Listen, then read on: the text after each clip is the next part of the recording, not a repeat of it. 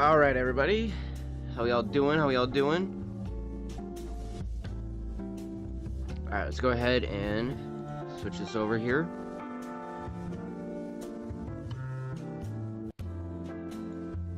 I think we'll just go with the green screen for right now.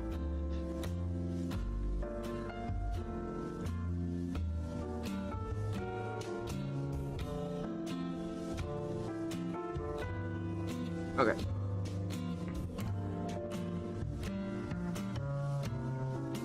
We'll go about center there. Alright, how y'all doing, everybody? Well, I should say good afternoon. It isn't actually morning now, so. But it is afternoon, so.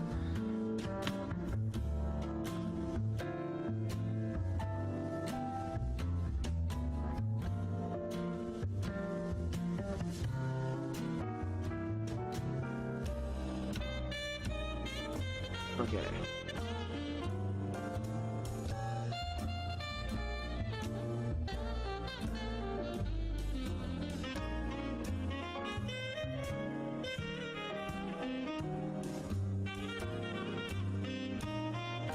Okay.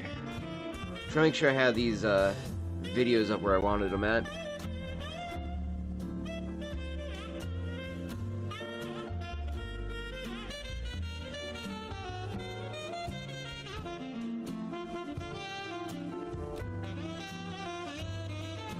Okay, just wanted to make sure I had the chats next to each other so I can actually see both the fucking YouTube, Rumble, and then the Kick chat all in one, because for whatever reason, Rumble Studio still does not pull in. the kick chat. So where is there it is.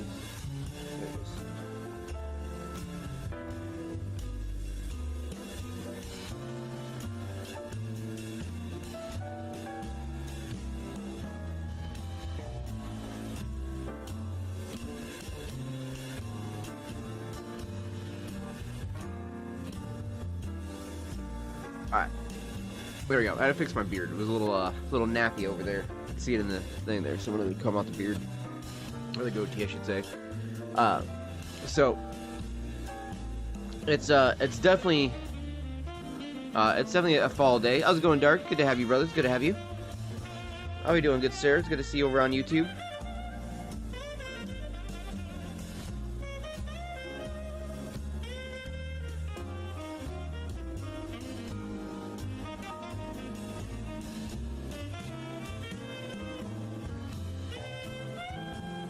Trying to clear off my microphone here a little bit.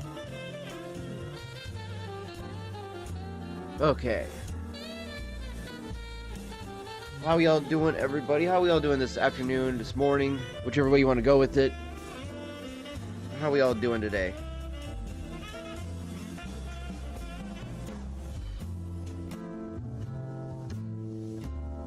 So, a semi-gloomy fall day here in the Northwest. It's definitely a typical Northwest day, I would say.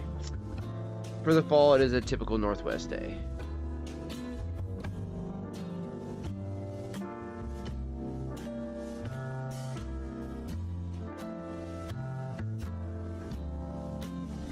Wait, did Hassan get kicked out of China? That's hilarious. If he was getting kicked out of China. That would be absolutely fucking hilarious. The country he loves the most and tries to suck the most dick of, other than, you know, all the terrorists that he sympathizes for. But yeah, no, that's fucking hilarious if he did. Alright, would you get hit real quick here, chat?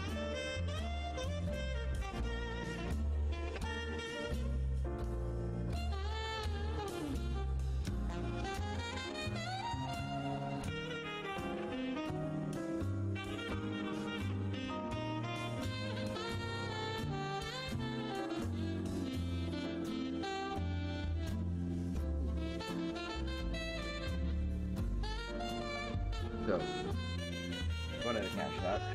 I wasn't just sitting on my desk like that anymore.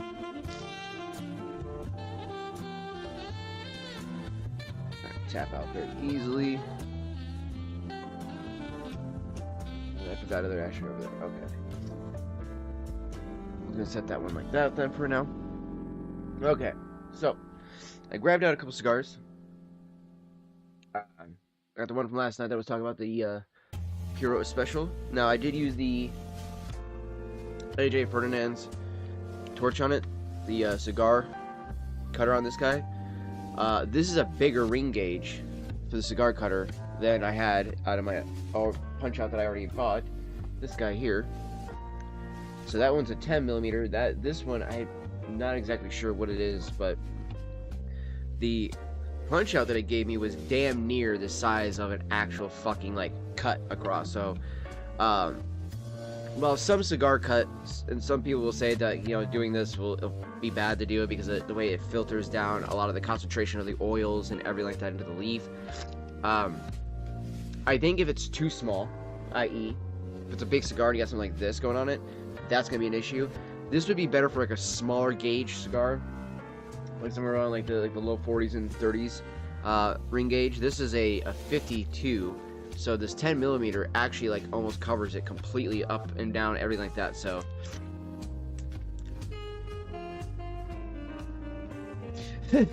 why kick him out? They can keep him. I don't mind. 100%. Dude, China could definitely keep him. I would be so happy if they were like, actually, you know what, we're gonna make him a naturalized citizen over here in China. I'd be like, oh great, so does he stay there now? Like, can he just live there? And we never have to see him ever again, and he just stay like over on whatever the sites are for, you know, streaming on in China and stuff. So but for technically, because I mean, even though yes it is afternoon, I thought I'd actually start off with something that's a little bit lighter. If I'm gonna do a cigar here in a bit, I think we're gonna do this porcelain robusto. It's a 5 by 50, 5 inches by 50 ring gauge. And this guy here is do believe a Connecticut leaf. Let me double check here.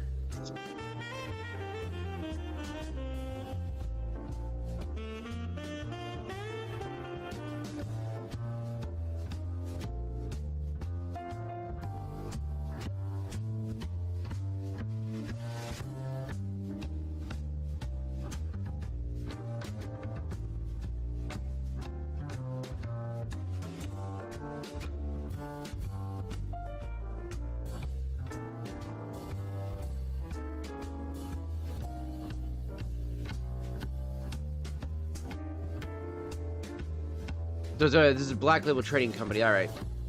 The Deliverance Porcelain Cigar has a creamy and peppery flavor profile with notes of sourdough bread, wood, and white pepper.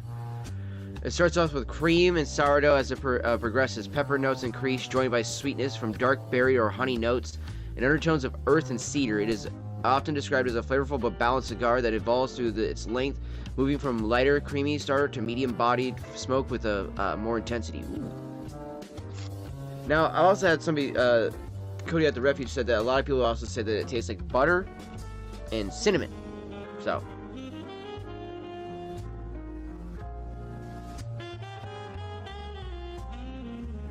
that's not a bad advice. Honestly, red wine is actually really good. It helps, regulate the blood. It's actually really good for the mind too, for the brain as well, for the antioxidants and everything like that it does. Helps allow for the brain to actually absorb a lot more nutrients. I think it's also with the whole blood flow too. It helps with the brain to actually allow for the neurons to fire more smoothly. It feels like you feel like your thought process is a little bit more slowed down, more focused, more as you're saying too, they go to sleep too, it's more relaxed too, so you can actually kind of turn it off a little bit too and just all right, I want to go relax myself, I want to go to sleep, I wanted to enjoy the rest of my night. So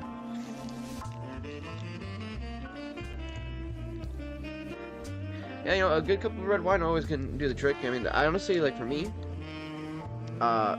especially around nowadays and stuff like that, I'll end up just smoking a bowl of pipe tobacco before I go to bed, and also it makes the dreams more lucid as well too. So just before I go to sleep, if I go and load up the Peterson here, which apparently still got a little bit of my autumn evening in it from last night here. No moisture in the chamber, so we're good on that. So I just need to finish out the bowl on that. But yeah, I'll go before I go to bed, I'll end up be all right, you know what? I'm gonna go ahead and smoke a pipe bowl or two, and just kind of relax here, watch something on YouTube, and just kind of roast a pipe bowl or so, and just watch it. And then as I start to feel my eyes kind of get a little bit more drifty, I'll put down the pipe. Doesn't matter if it's still going or not. I'll just be it's cool. Put it down, go lay down on the bed, and then legitimately, right as I go to lay down, I instantly just feel my body just go out. You feel like a heavy poof.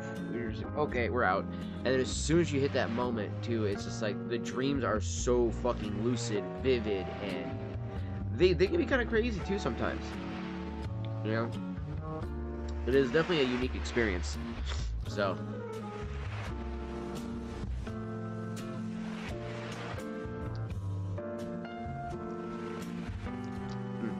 there's some of that autumn evening in there. But yes, we got the porcelain here. This is what we got for most likely is the one I'm going to go with here. But we also have a New World.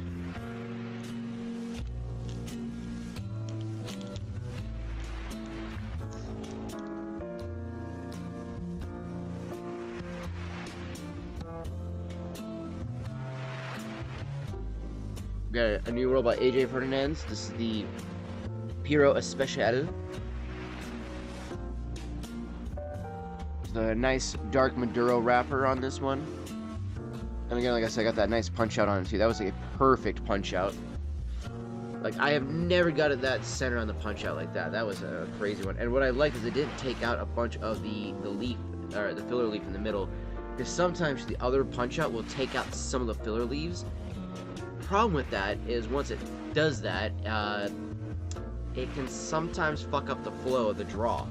And then it'll either be too strong of a draw, and I'm just ripping through a cigar way too fast, a lot faster than I really want to, or I end up going through it like in an uneven burn. You know, like the middle will sometimes burn slower, and then the outside will burn evenly, and then all of a sudden I got this weird fucking pointed cone the entire time, like as if I got a pencil that I can write with. So that is something I do get bothered with when the burn is not proper. So that does sometimes come from when you have a punch out like that. So really glad that this one will have the filler relief through the foot and to the cap. So again, the foot is right there. That is your cap. So that's where they wrap it. You never want to cut below that second part down there. That's another reason why I do tend to like the punch outs more, just so I don't accidentally fuck up when I'm like, oh, I got this even cut. Ah, shit. You know what I mean? Because sometimes you'll think you got the cutter completely leveled like this, right? The next thing you know, you've actually had it at a slight angle or something like that, and you go to cut it, and all of a sudden you cut just a hair into the second band, and you're like, oh, that's not good. So then all of a sudden, as you're smoking, the top fucking one wants to kind of unravel, and it just wants to start unraveling the whole fucking cigar. Yeah, no, not a good time. Not a good time. So, especially when you spend money on something like that, you know, whether it be $3, $8, $20, or if you're crazy and you want to spend $60, $70, $80 to $100 on a cigar. I mean, there's even more out there, but yeah, no, that's fucking ridiculous, man. I think there's a reason why you don't spend that much money on something like this.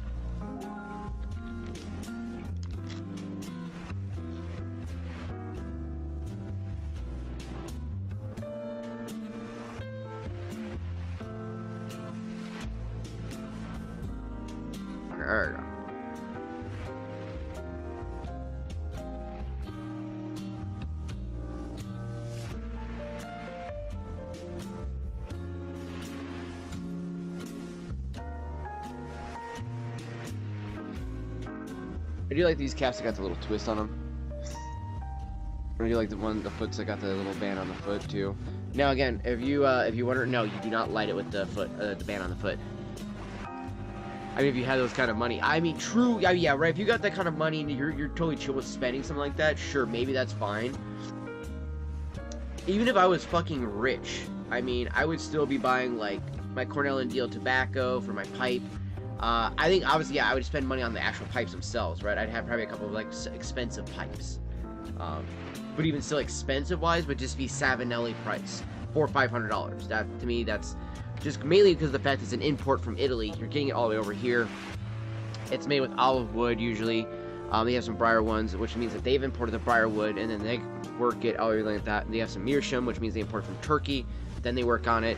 The olive wood that's there in Italy, that's more a little bit cheaper, so that's a little more economical. I think those are like $200-300 versus their briar ones, which I've noticed are all like for instance, like the church wardens they have are all about $500 and stuff like that. But I really do like the Savinellis; they're a lot thicker.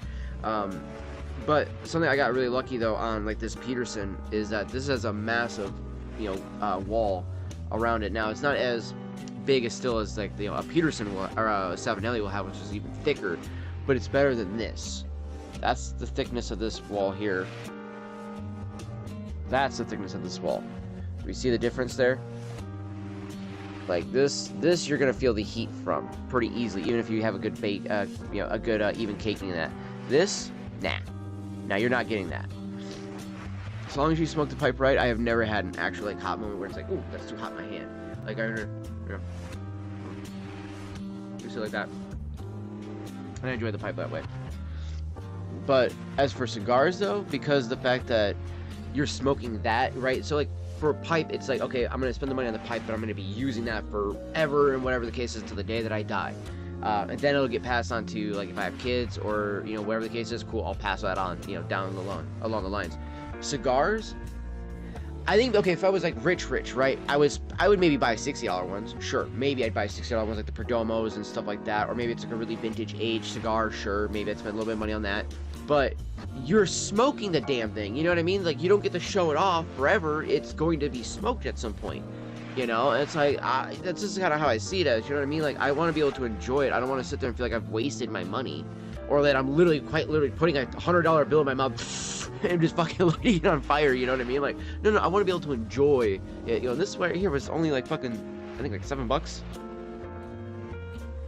And I got it for free too, because it was out of the set that I got for free from my buddy at the shop. Because I patron them so fucking much.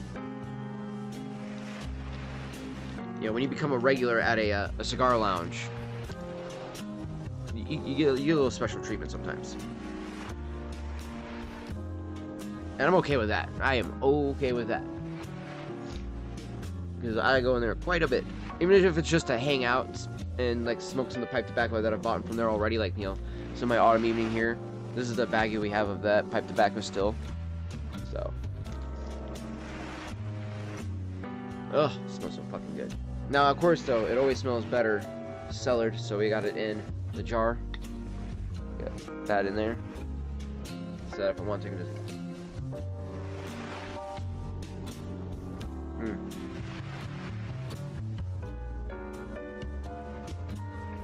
Absolutely decadent from the smell and vibe.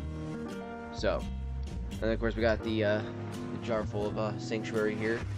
This is the blend from the Refuge. So, great blend. Mostly Red Virginia with just a splash of Black Cavendish in there.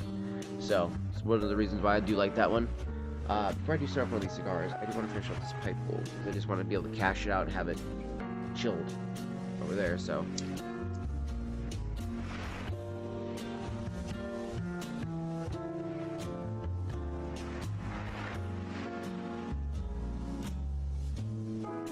If I'm wealthy as fuck, I'm gonna have a pineapple farm just to put it on a pizza to piss people off. That's fucking funny, Dark. That's funny. I like that. You know, honestly though, like, you know, as a person who like likes pizza quite a bit, you know, pineapple and ham and pizza is pretty good. I ain't gonna lie. I've even had pineapple and pepperoni.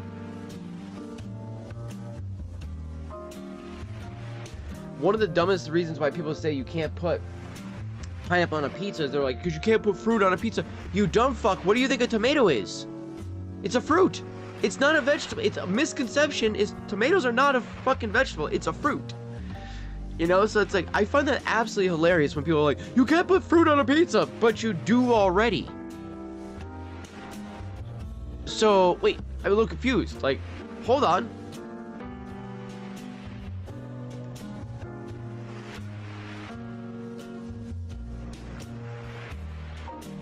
And there are some cultures that straight up eat, oh, okay, now you're being crazy. Now you're being crazy with the shrimp.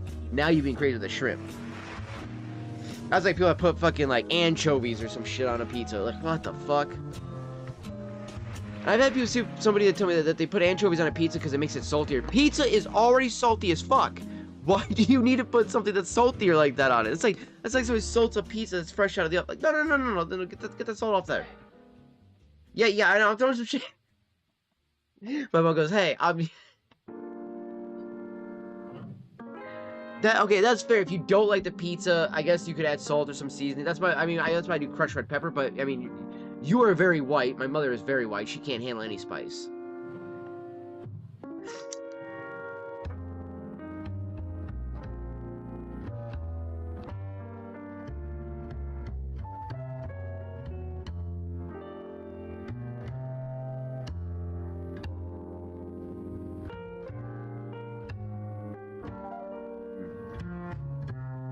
I will say, the pineapple and ham, though, that is good, though. Pineapple and ham is good on a pizza, though.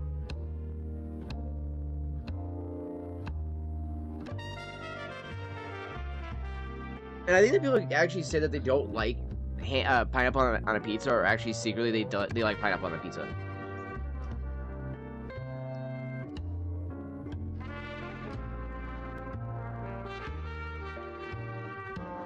That's why I do tend to like the ham and pineapple a little bit more. Or even if I just do like a ham or like some sausage or whatever the case, or just a ham pizza sometimes, it does taste better, like you're saying, because it is balanced. It's just enough saltiness, but just actually a little bit of sweetness to it. It's that sweet and savory. Then it balances out with the saltiness of like the actual tomato sauce. That's usually got a lot of salt added to it. The garlic, you know, that's in there, it kind of has its own kind of like salty vibe to it, or adds a little bit to the sodium content as well. Also the acidity, so, which brings out the saltiness more too. Look, I just heard my phone go off.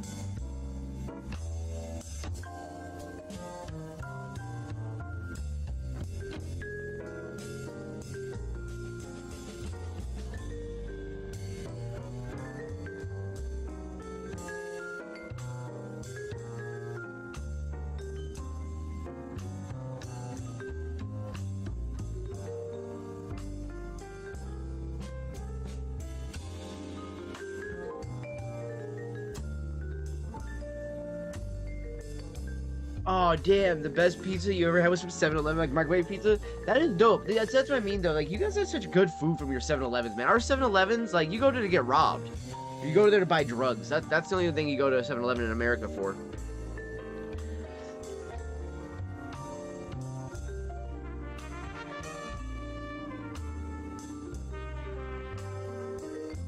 Like, I don't know if they do it in Taiwan, but I know like in Japan, there's 7-Elevens that you can like fax shit and everything like that from. I'm like, what? You would never be allowed to do that shit at our 7-Eleven. They'd be like, no, fuck you. Get the fuck out of my store. What are you trying to do here? You trying to rob me? Like, they would try to be like, what the fuck you want to fax here? Like, you fax this fucking fist up your ass.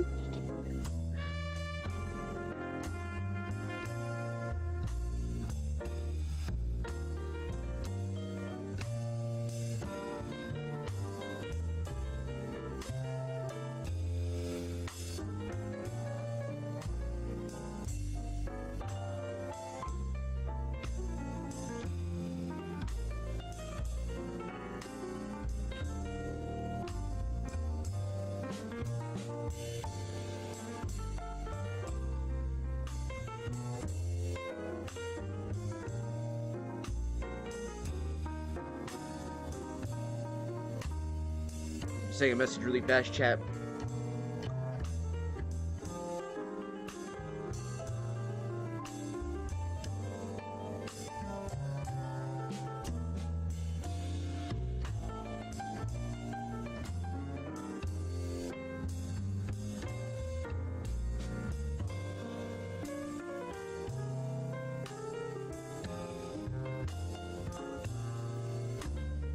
Favorite were pineapple and ham one and seafood one. Both were great. Not too salty, sweet and savory, or balanced. And cheese was enough to see the drip. Ooh. See that? I mean, okay, yeah. That sounds like a decent pizza. So like last night we ended up, I ended up doing the some pizza last night. It's kind of like an extra large pizza is what it was. But it's always delicious. 3x, yeah, true. Well, the best thing about it though is it's a local place. They only have 2 establishments, Pullman and Moscow, Idaho. They're only 2 establishments that they have in the entire Northwest, entire America. Great little pizza chain, or a little joint, mom and pop joint. Love that they, you know, serve these 2 little areas because holy shit, do they have some good fucking pizza, man.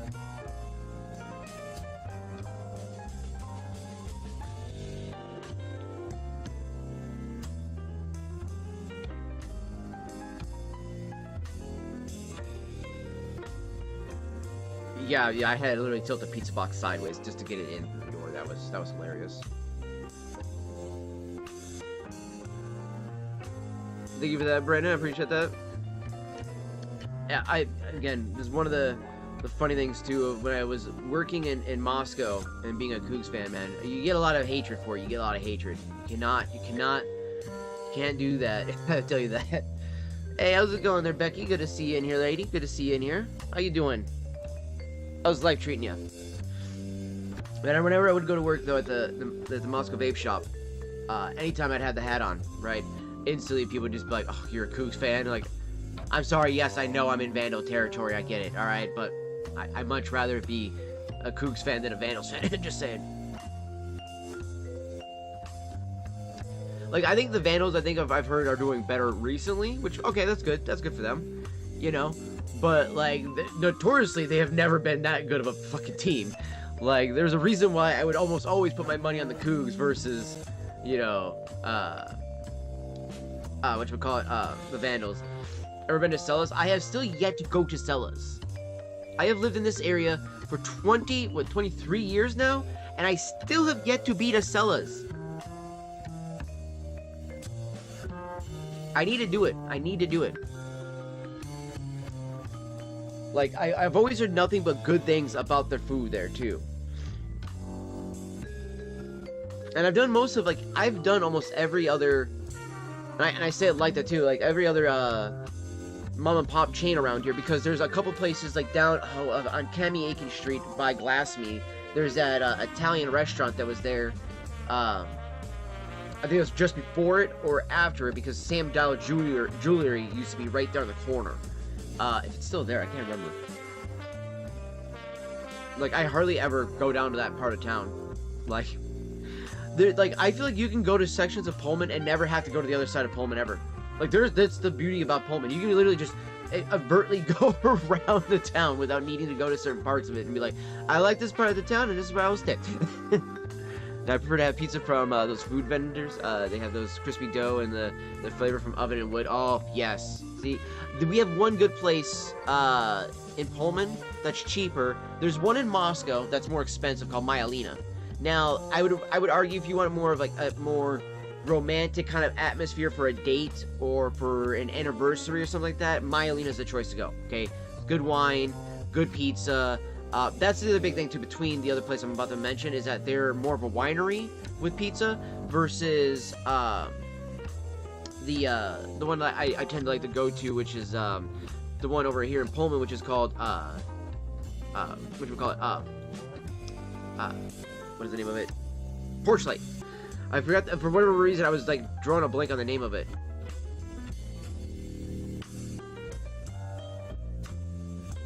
Let's see here. Let's see this upload real quick. Oh, yo, is that? Oh, dude. Okay, see, I like that. That is literally a mobile brick oven pizza. That is dope. I like that. See, our food trucks that would offer a pizza would be a ghetto ass food truck that would be offering you pizza. Not like this. That is cool as shit. I love that. Like, that actually, like, that is a hell of an idea, dude. That is a hell of an idea. Because, like, I made the mention that I've been, really seriously considering wanting to try to find a way to open up a... We used to have this thing down in, Moscow called New York Johnny's. Need to get it back. We need a fucking hot dog vendor like that again. That's what we really need. Also, by the way, Becky, I'm glad to hear that you're doing good. I'm glad to hear that. But yeah, an actual... a mobile actual brick oven pizza. Love that idea. Because yeah, so like that's why I like Porchlight, because you go there, you get a good beer, get a good pizza, and it's like $7 for the pizza, probably like $5 or $6 for the beer. So you're not breaking the bank. You spend about as much for 2 items there as you do for one pizza at Myelina. At Myelina, it's like $15, $17 for a pizza because they do the whole like, oh, our tax is incorporated in. I fucking hate that shit. Just if I want to tip the fucking waiter, if they're doing a good job, let me tip the waiter. Okay, if they do a shit job, I'm not tipping the waiter. I don't give a fuck if that's, you know, that's how they're making their living. Be a better fucking waiter. Alright? I love that I opened up the curtain so it would be more natural light, and I just get whitewashed from the next door house. Woo!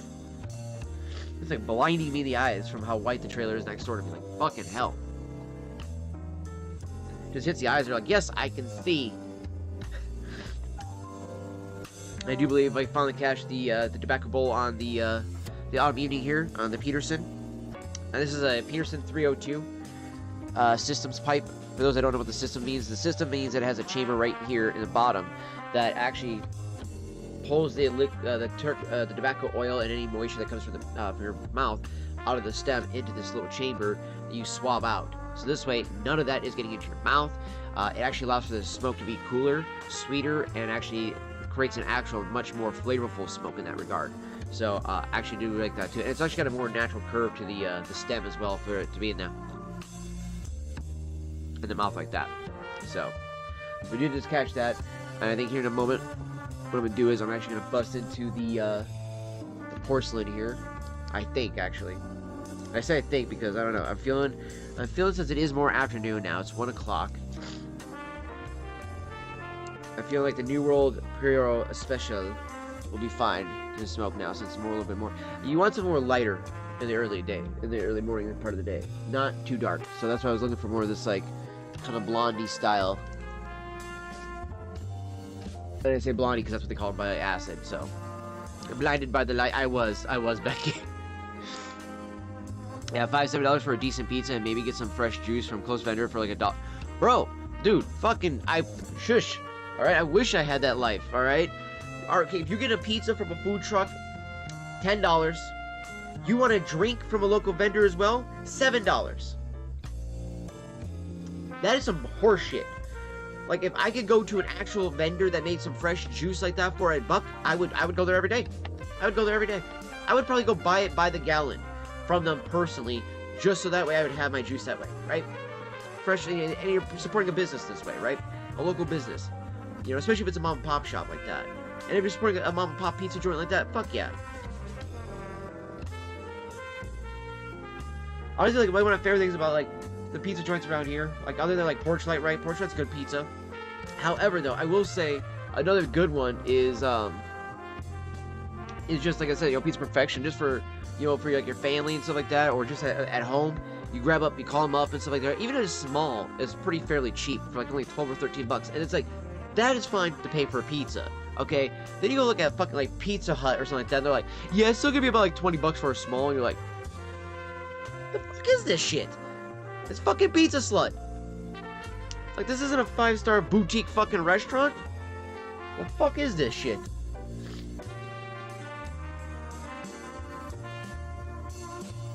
Anytime I ever see prices like that, too, I instantly feel like, did I just step into Demolition Man? Like, what the fuck is going on here? Is this somehow secretly a 5-star restaurant and we just had the restaurant wars and you were the one that won? Somehow? Like, and trust me, if you don't get that joke, you need to go watch Demolition Man. Such a fucking great movie. That is a great Sylvester Stallone and Wesley Snipes movie. I will say the only cringy part is the whole Sandra Bullock love shit in that one. And it's not even like the little relationship, it's the cringy helmet sex scene. Why was that needed in the movie? Why? Why was that needed? Otherwise, the movie's fantastic. I remember back at university, there was a pizza van there, always show up at Tuesday. There's this old couple near my university that were selling fresh juice for a really cheap price. Oh, Dude, I would love that. See, okay, I got mad when I was working construction. There was this little sweet Asian couple that would come and deliver a food truck, right? And they would actually have, like, all the, like, the American food-wise was all, like, fucking, like, microwavable food that they, you know, you could just get somewhere else, right? But they would have, like, orange chicken, they'd have some, like, sweet and sour chicken, they would have, like, actual, like, fucking, egg fried noodles and stuff, or egg fried rice. And then you'd have chow mein and stuff like that. A bunch of other like Asian dishes and shit, just all on the list that they would make in the van. And I would be like, yeah, give me some of that shit. And it was always fresh. It was always delicious. All right, and they would sauce the shit out of everything. Like anything that needed sauce, they're like, yeah, let me go ahead and like you literally get your thing like, hold on, give me some more. You just spray the bottle of sauce on your food. You're like, thank you very much. Like I am going to enjoy the shit out of this. And especially when you're working construction, dude, that shit is needed like that, man. You need that fucking, just that heavy amount of food like that. How is there still some tobacco in here, but it's not? Okay, you know what? I have more than enough of this that I am okay with doing this for once. I would normally never fucking waste the tobacco like this, but this is not wanting to burn at the bottom, and I have a feeling it's something to do with that, either how moist it was from being overnight, or simply put, I didn't do a good job packing it, and I just don't want to keep fighting with this bowl right now. I really don't. I'm like, I'm done. I'm admitting defeat. The bowl won. All right.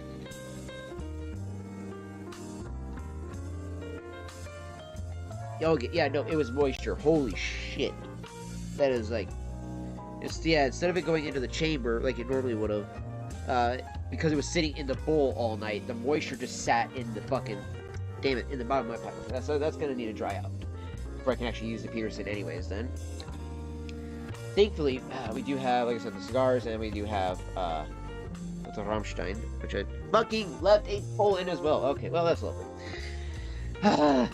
There's some of the sanctuary in this. I am so bad about that. I'm so bad about that.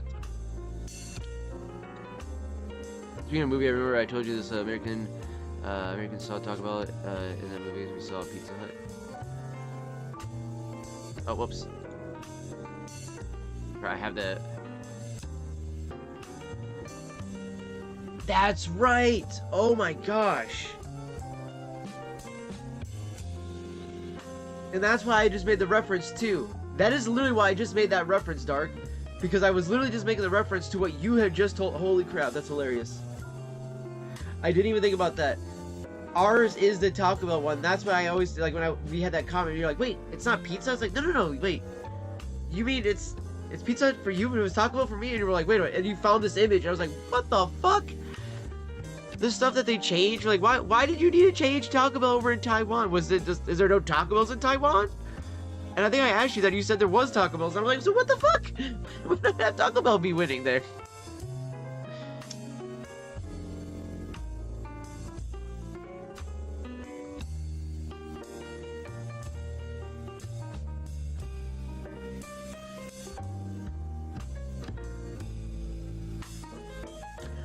Ah, okay. Fair point. Fair point. All right, that makes sense then. I don't know why that also just reminded me of South Park. No, kid, you don't understand. KFC's for only a low-income areas. That fucking lie, dude. Oh, okay. He's like, nah, it explodes. He's like, you're not gonna go to Denver to get KFC? No, man, there ain't no KFC in Denver. That's too rich. They afford better food than the KFC. Oh, so you guys don't have it to talk about. So, okay, so that makes sense then. So yeah, like the reference wouldn't have made sense then. Okay, that's fine. That makes total sense why they would change it. So this way, the joke lands and makes sense. But did they have to reshoot the scene then for like another, or like redub their line for the other countries and stuff like that, and have to do like the whole Pizza Hut? So there wasn't that like just obvious like all of a sudden random 90s AI fucking Microsoft Sam like Pizza Hut. It's instead of their voice. I miss those days too, whenever we just said fuck it, just put Microsoft Sam in for the fucking translations. It was like, alright, we gotta change it for this. Who are we gonna pay for that? Fuck that, just get Microsoft Sam to do it for free. Like, I agree. Thank you for saying that, because literally, I mean, okay, I'm not gonna lie, if I do get like something from KFC, a lot of times I'll get like, you know, the mashed potatoes, gravy, biscuits, and coleslaw. That's it. But even that does not taste as good as it used to. Like, how do you fuck up your sides? Alright? You fucked up the chicken, that doesn't taste right anymore. So how do you fuck up mashed potatoes that all you fucking do is add water to it? Alright? We know that shit's already just made. We know all that shit's pre-made. You're not fucking making it in the kitchen. We know that. Like, come on. Gonna act like they're actually making mashed potatoes in the back of KFC. Get the fuck out of here. Like, the Colonel ain't back there anymore, okay? And that man is rolling over in his fucking grave for what people are doing to his establishment. I guarantee you.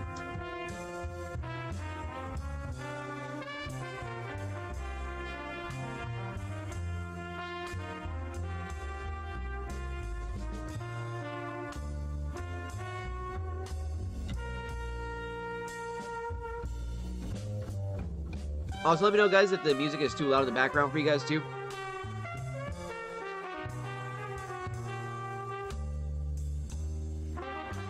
I do love the sanctuary here. Again, like I said, this is mostly a red Virginia with just a tiny touch of black Cavendish to round it out. So it is such a good tobacco, though.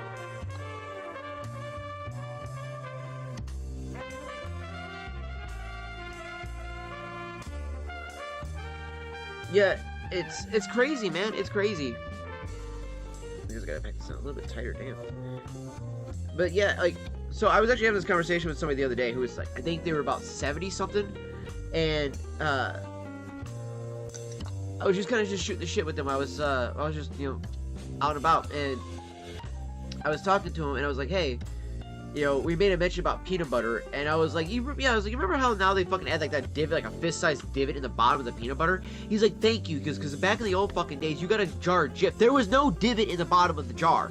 He's like, it was full fucking flat.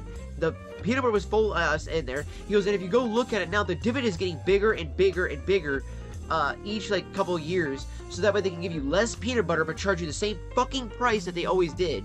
So, and that's why, like, I remember my stepdad, back when I was younger, he would fucking go buy the big ass jar of Jif peanut butter, because that way it was completely flat and you were getting the same amount of ounces every time.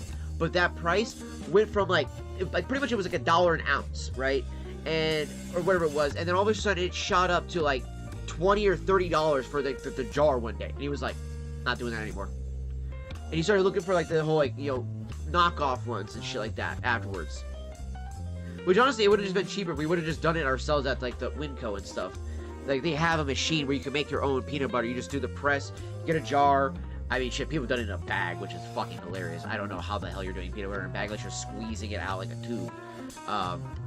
Because otherwise you're wasting, like, there's so much peanut butter gonna get stuck on the bag you're gonna waste, I feel like. I don't know, I'm not the type of person who wants to get my money's worth, so I'm scraping that fucker. I'm like, nope, there's still some shit in that jar. I am such a penny pitcher, I know that, alright? I fucking know it.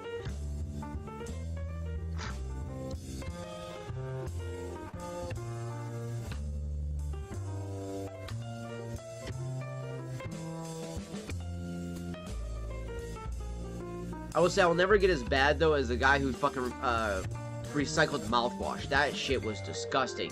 Y'all remember that shit on TLC? Ugh. That was fucking gross. I just don't understand. It's just, alcohol, blah, blah, blah, blah. She spits back in the bottle. You're like, oh, for fuck's sake, no. No. Get that shit out of here.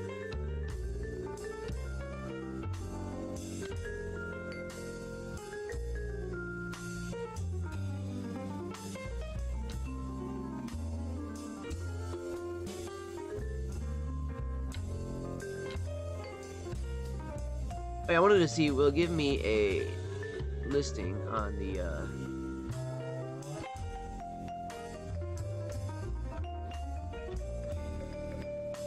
I'm used to certain sites, so I'm not sure about some of these other ones.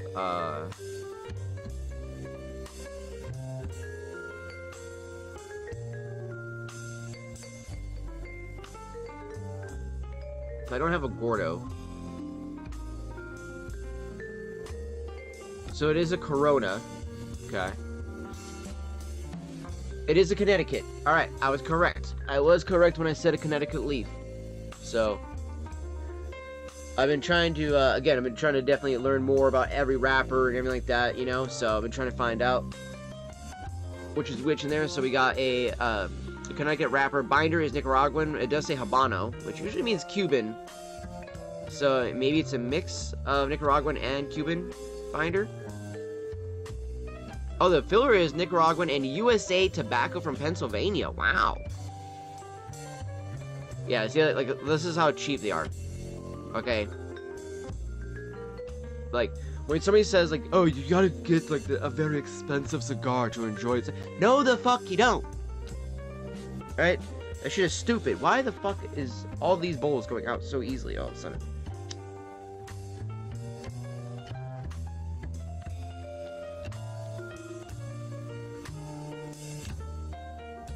That's why I can hear the moisture crackling.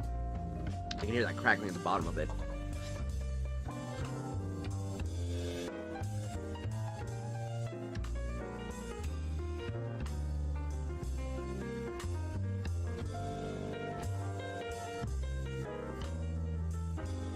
Okay, so this is like an actual, like, damn-ass long review.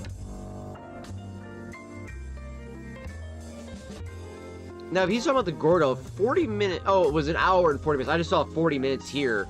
So I was like, how the fuck did he smoke a Gordo in 40 minutes? Like, he's smoking it faster than I smoke it. There's no way he enjoyed that shit that quickly. There's a term in Japan.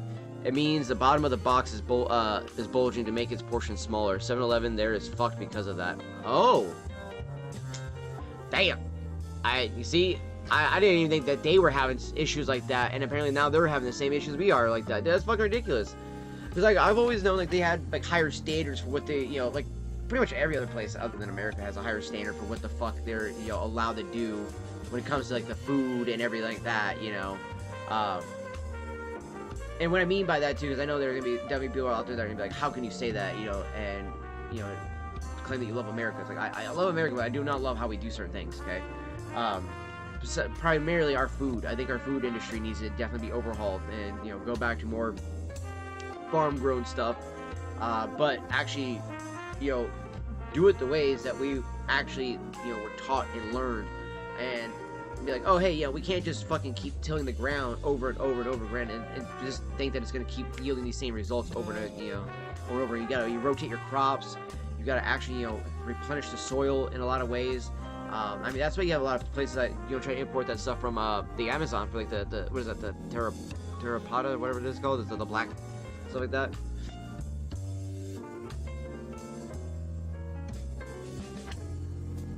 Bro, what am I looking at? Is that like a grilled cheese?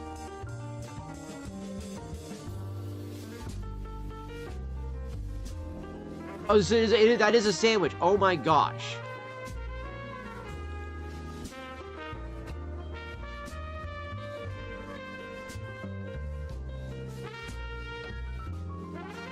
Like the original image, that looks good. What you're getting? No. No.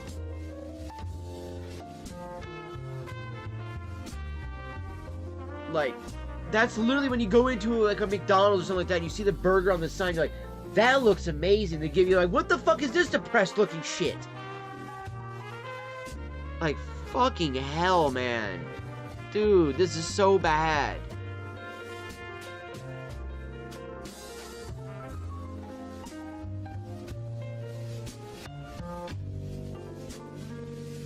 Like, I would actually argue that might be worse than ours. I'm not even joking. That might be actually worse than ours.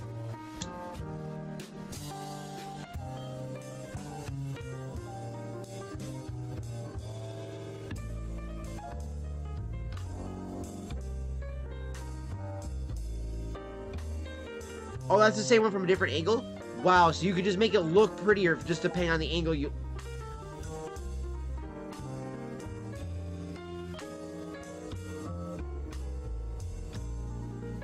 I don't know about, I mean, so wait a minute. Is that supposed to be noodles or cheese then? That I'm seeing. That's the yellow part. Is that noodles or cheese? Because that looks like cheese. Now I'm thinking about it, because at first I was like, well, maybe that's just noodles pressed together. So that shouldn't be too bad. Then I'm thinking, like, that's a big giant chunk of cheese, isn't it?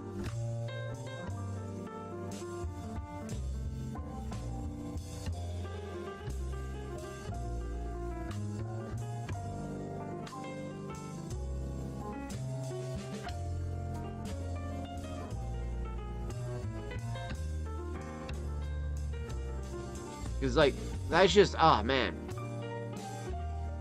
That's just... Here's the whole post to see.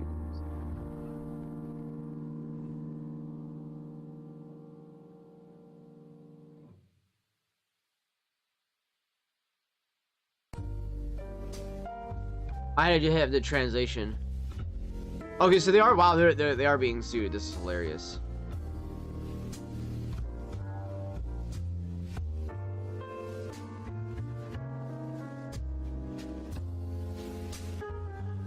Oh, okay, so I'm glad you did post that. Now I see what that is some fucking bamboozling, trickery bullshit. I see what they did now. Okay, so if you actually look at that post, if anybody actually opens up and you translate the whole thing, you can see the post. They made a little sliver across the front of the sandwich. And there's just a little bit of a chunk of it right behind it, so that way if you hold it, you'll be like, oh, there's some food there. But if you were to peel it off, you are then revealed that there is barely anything on this sandwich. There's only a quarter of a tomato, barely even a half, not even a half, just a piece of lettuce, and literally one little piece of like ham, like rolled up, it looks like, and all the rest of it's all bread.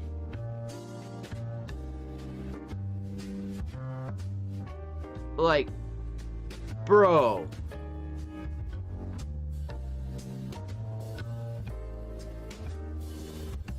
Oh, yeah, and then there's the other one, the bowl of nachos, and then, oh my... The red tray is on... That is ungodly small. And the image up above looks so much better, so much tastier, and then what they got, it looks gross. Like, whatever that other dish is, but with like rice, looks like it's supposed to be like, maybe like pork or something like that, with some like chips or something like that. And some sauce. This down below looks like somebody threw up in it. And then it got blood because they threw up so hard. And then you find out that the red tray is like this big. The black tray is like that big.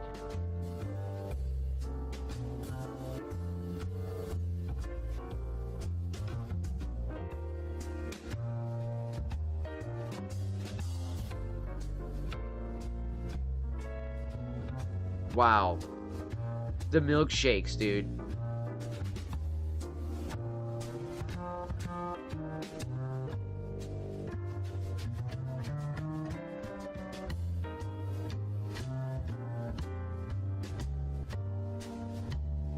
Dude.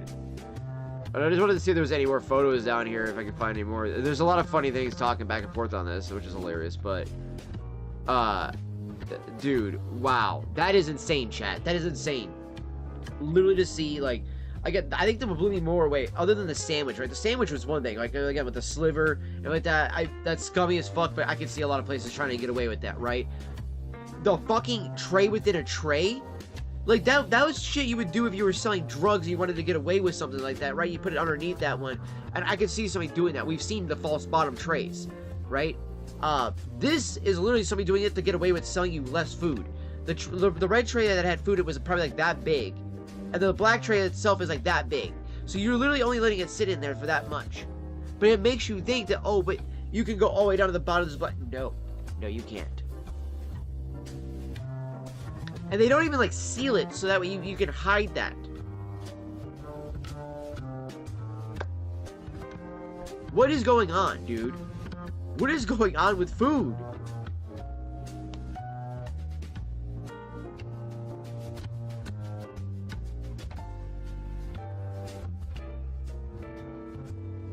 So it's not that it's bad, it's more so you're just gambling with the portions. I get that. See, for us, you're gambling with your life. You're like, I could either be going to the hospital today, or I just might get the shits. And if you think I'm joking, I'm really not. I'm not joking about that.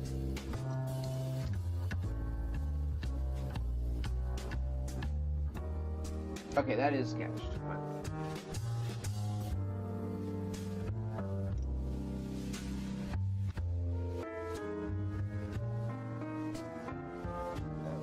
Here and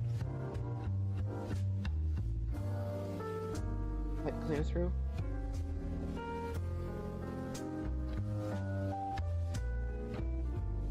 Go. Now set that blow away.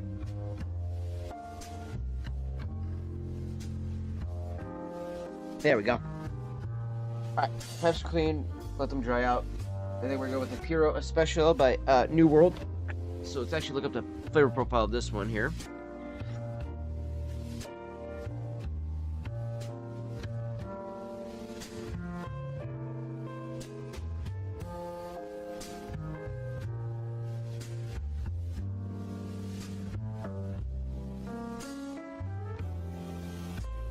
New World Puro Especial has a complex flavor profile of dominant notes of chocolate, coffee, and roasted nuts, supported by cedar, leather, and hints of spice like red pepper and black pepper. It also features a touch of sweetness and some describe a creamy finish.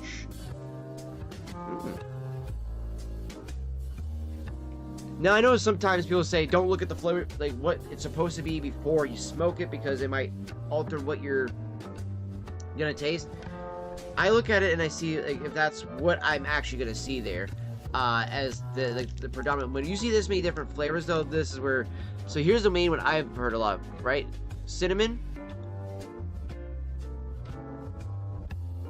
I guess you could say the creamy right here, right? Is on part of all this. However, though, as my buddy described it, he said that a lot of people have told him that they taste cinnamon and butter off the porcelain, right? Oh, that's right, that's off the porcelain. Off this one here.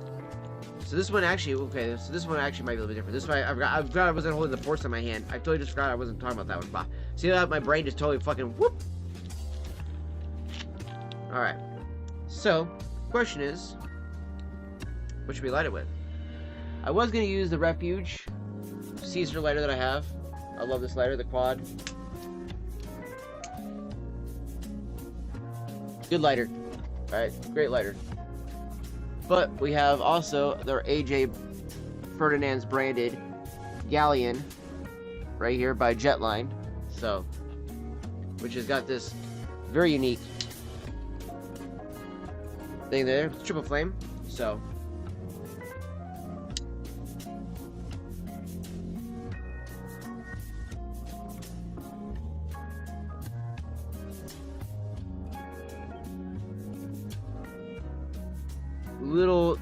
I gotta learn that one a little bit more. I'll do that off stream with that one. I gotta kind of learn the burn on that one. This one I know the right where the flame is at.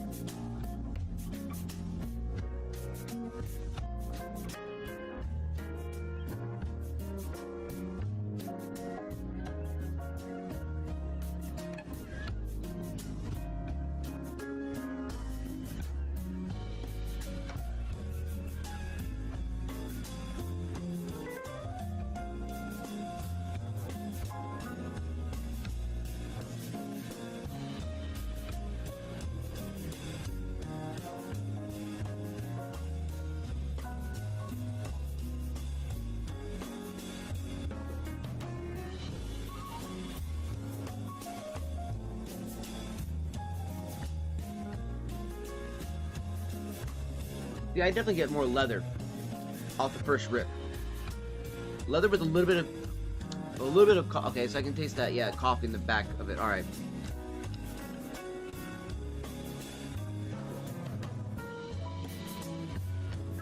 Definitely getting that. Okay.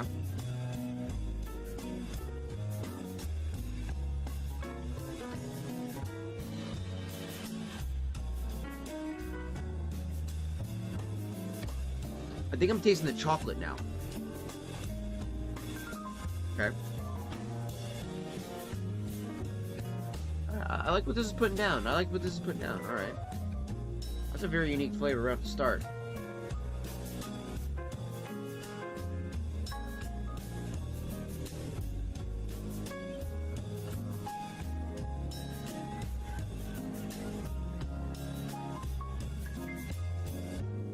I want to get some of the room note here. Ooh. Wow. The room note is very pleasant. Very subtle on the room note as well, which I actually like that. It's not overpowering on the room note. I do usually like a more darker Maduro leaf, so.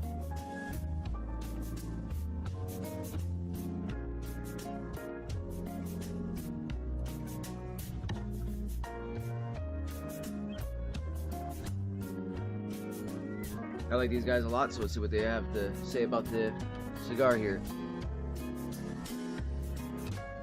New World Puro Especial by AJ Fernandez. Fans of rising boutique cigars star AJ Fernandez will enjoy New World Puro Especial, an all Nicaraguan profile handcrafted in Esteli, Nicaragua. The medium-bodied Puro is available in a handful of classic shapes, and it is blended from a complex amalgam of tobaccos grown on select Fernandez farms. The shimmering wrapper embraces an earthy profile that delivers rich tasting notes of minerals, pepper, almonds, and hickory with a balanced kick. Added a burgeoning boutique brand to your oh my god, I can't say that. I don't know why I can't say the word right now. I'm just gonna fucking move past that. Literally just gonna move right past that one.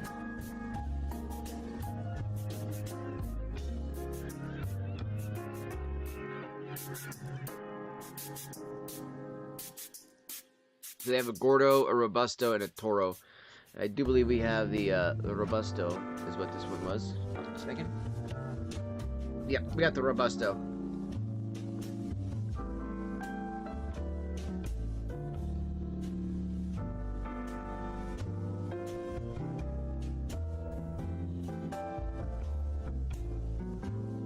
Ooh, I just got some of that cinnamon. That was unique. I'm really curious how the porcelain's going to taste then, because that's really unique. It tastes cinnamon in a cigar. It literally tastes like a pastry treat, is what I'm smoking on. That's the best way I can describe what I'm smoking on with this New World Puro Especial Robusto. It's got a very nice taste to it. And I like the even burn on this already, too. It's got a very nice even burn on this chat. It's smoking very nicely. I do also like Holtz, by the way. They got a good way of listing out the reviews, everything like that. Plus, also, we got some of their videos I was going to show, too. Along with some of the ones from Cigar Daily. Oh my gosh, if I could speak fucking English today, that would fucking help me, dude. What the fuck? Apparently so.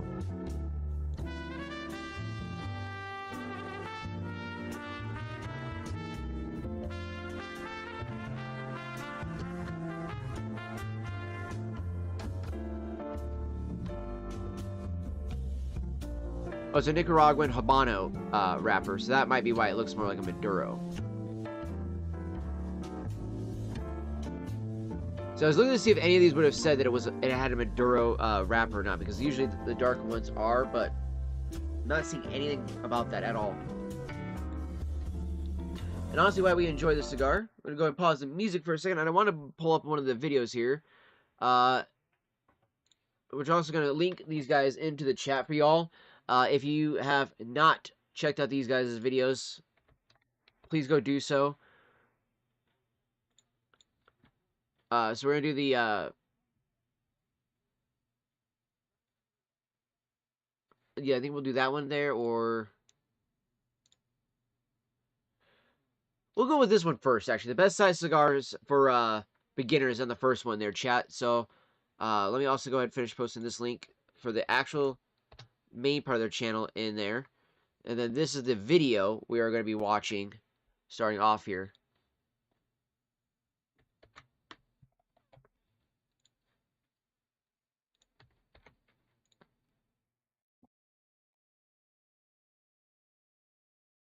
So Maz, when it comes to choosing your first cigar or first blend, I love these guys taste too. is the most important factor. Yeah, I mean, if it's your first cigar or if you're a beginner smoker, you know, we've talked about it many times on this channel. I disagree with some of the stuff they say sometimes, chat, but I will say both of these guys have some great advice when it comes to the industry. They're very, very knowledgeable, very, very knowledgeable. I do believe his name is Tom, or it's Tim. I can't remember what his name is over here at Cigar Daily. This guy's also really great. I like his vibes of his videos as well. He does a great job of answering questions. And what I like is the shorts are absolutely different than his videos.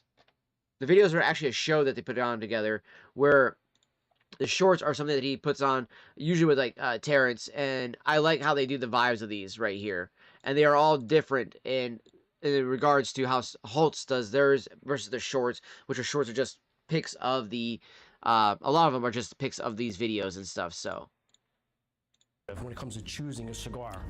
But also there's other factors that come into play. Sure. You know, of course we always advocate starting with a milder selection to start, and then you can build in strength along the way. Right. But also a very important factor is the size you kind of start with. In my opinion, there's several sizes that are great for newbies to start with. You know, I think it's like, you know, a conversation that we probably should have. Yeah, I mean, that's a good topic. I think we should discuss it. You think you want to talk about it today? Sure.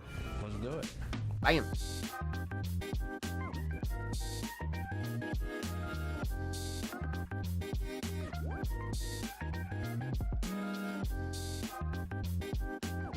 I think those are two brands I haven't tried yet.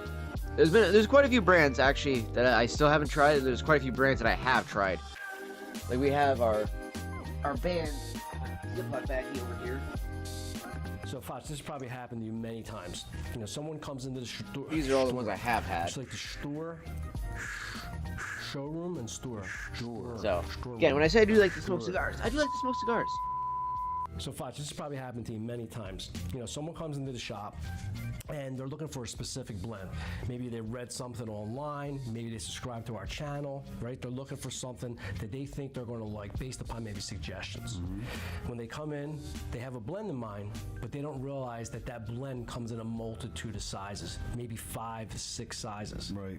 And at that point, people, I think, have a tendency to get overwhelmed. Yeah. Right? It's like they had this plan, they come to us, they're there, and they think it's going to come in one size. Which I guess, listen, as a beginner, I can see that. Sure. You know? Yeah.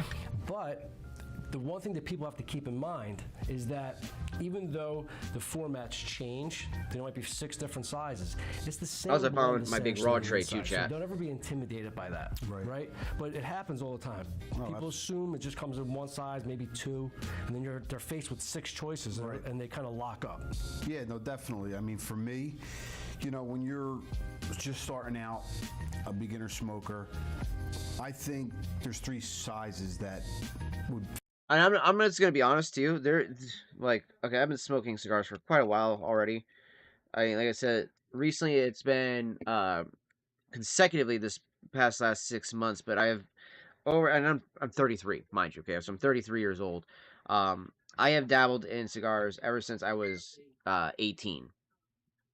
So I have smoked quite a bit of cigars over my life, and sometimes I would stick with it for quite some time. Sometimes I would, give it up after just a little while because I would just get, I would get to that point where I found cigars I just didn't like anymore, or I didn't like the community as much anymore because sometimes the community got a little bit of its own ass at times. I think we've all been there in most of these communities that do that type of shit. And it's always rough because you want to enjoy something like that. You want to enjoy the fun that is, cigar smoking and pipe smoking, all that stuff like that. And then there's people in the, community to just make it a shit experience. And you're like, well, that's awesome. Great. Now I don't want to do that ever again.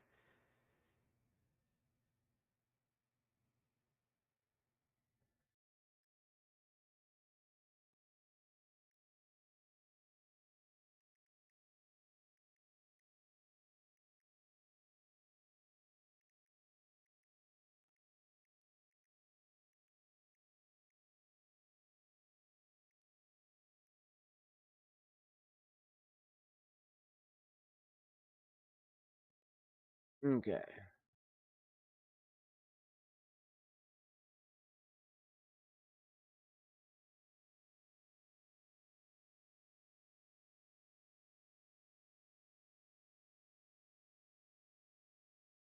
Mm. Such a fantastic. That's a fantastic cigar. Fit them. I'm loving the Yeah, vibes. I mean, They're getting more of that There's, dark you know, chocolate like you too said, in the first half of this now. 7 different sizes. I think the 3 main sizes would be perfect for them to start out. so the 3 sizes being, Corona, Robusto, and Toro. yeah, I mean, essentially, but when I think about Yeah, I would say, funny enough, when I got back into smoking cigars, I ended up liking more of the Gordos and stuff like that, the bigger ones. Mainly just because they were fun to be able to sit back and smoke a big old fat cigar with your friends, and it just lasts for like an hour or two while you're having good conversation with everyone. That's a really fun time. That's a really fun time, though. That's a lot different than just buying one for yourself. Ah.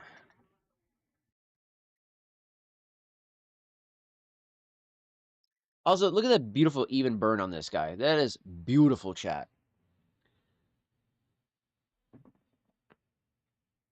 suggesting a cigar size once someone's settled on a blend, and there's a multitude of sizes.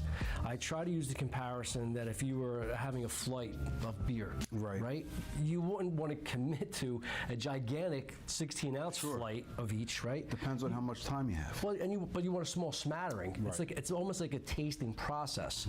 So Yeah. with that in mind, starting with the Corona, which actually I'm smoking the Corona now. This is the Elegancia, San Cristobal Elegancia Corona size, Right. which you know Okay, I love okay. Corona sizes, right? Okay. You're smoking what, Toro, Yeah, I'm smoking the Monarch. La Roma de Cuba Monarch, and we have the, Ashton Age Maduro Robusto. It's a number 10, but it's a Robusto size.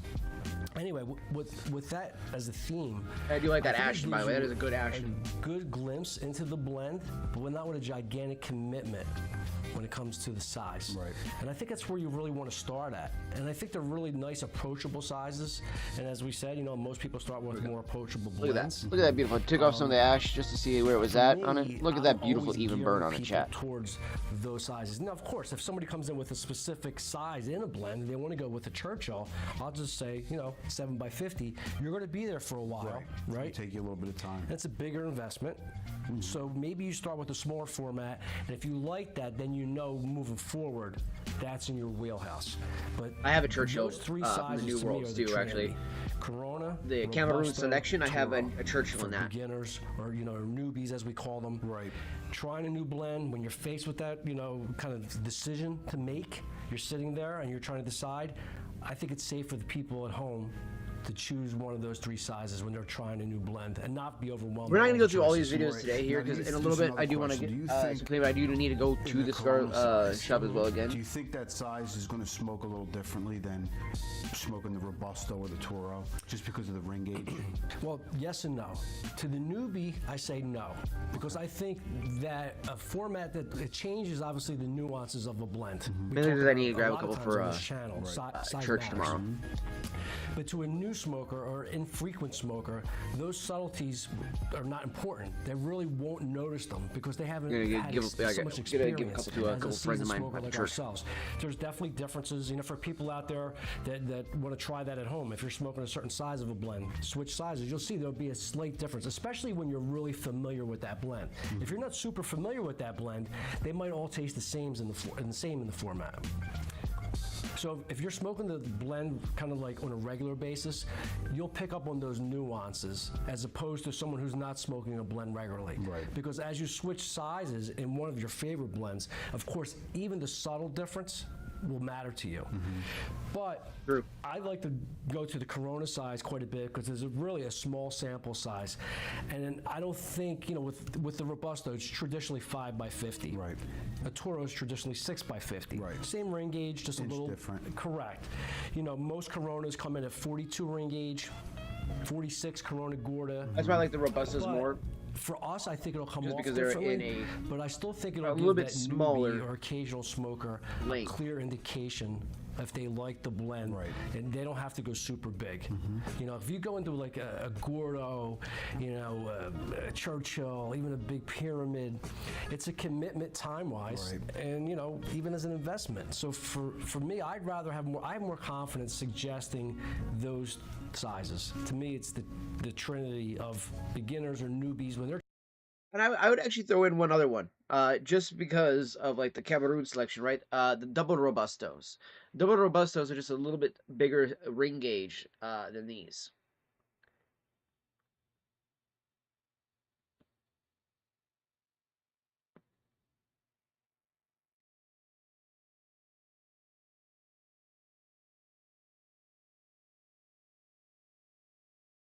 And I think I like that usually more, a little bit bigger ring gauge.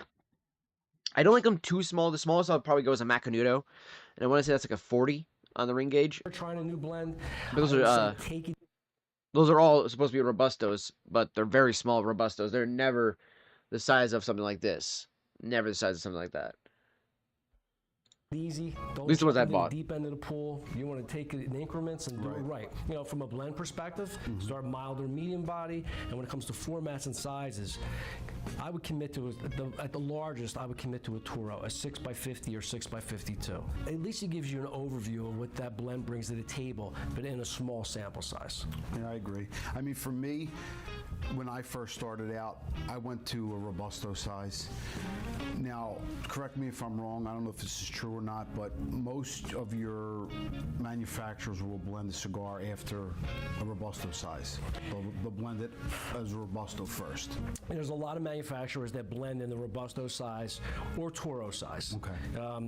I've never seen any of the manufacturers that I've talked to or been in the factories where they say, well, I blend in a Corona or a Lancero. You know, they're kind of like, they're different sizes. Traditionally, it's Robusto. Once in a while, you see Toro. Okay.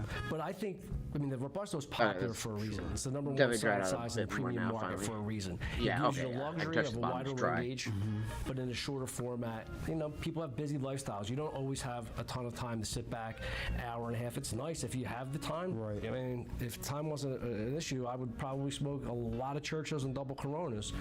And I know people out there are like, well, you guys are in a cigar shop all day. You have all the time in the world. But you want to pay attention to your cigar.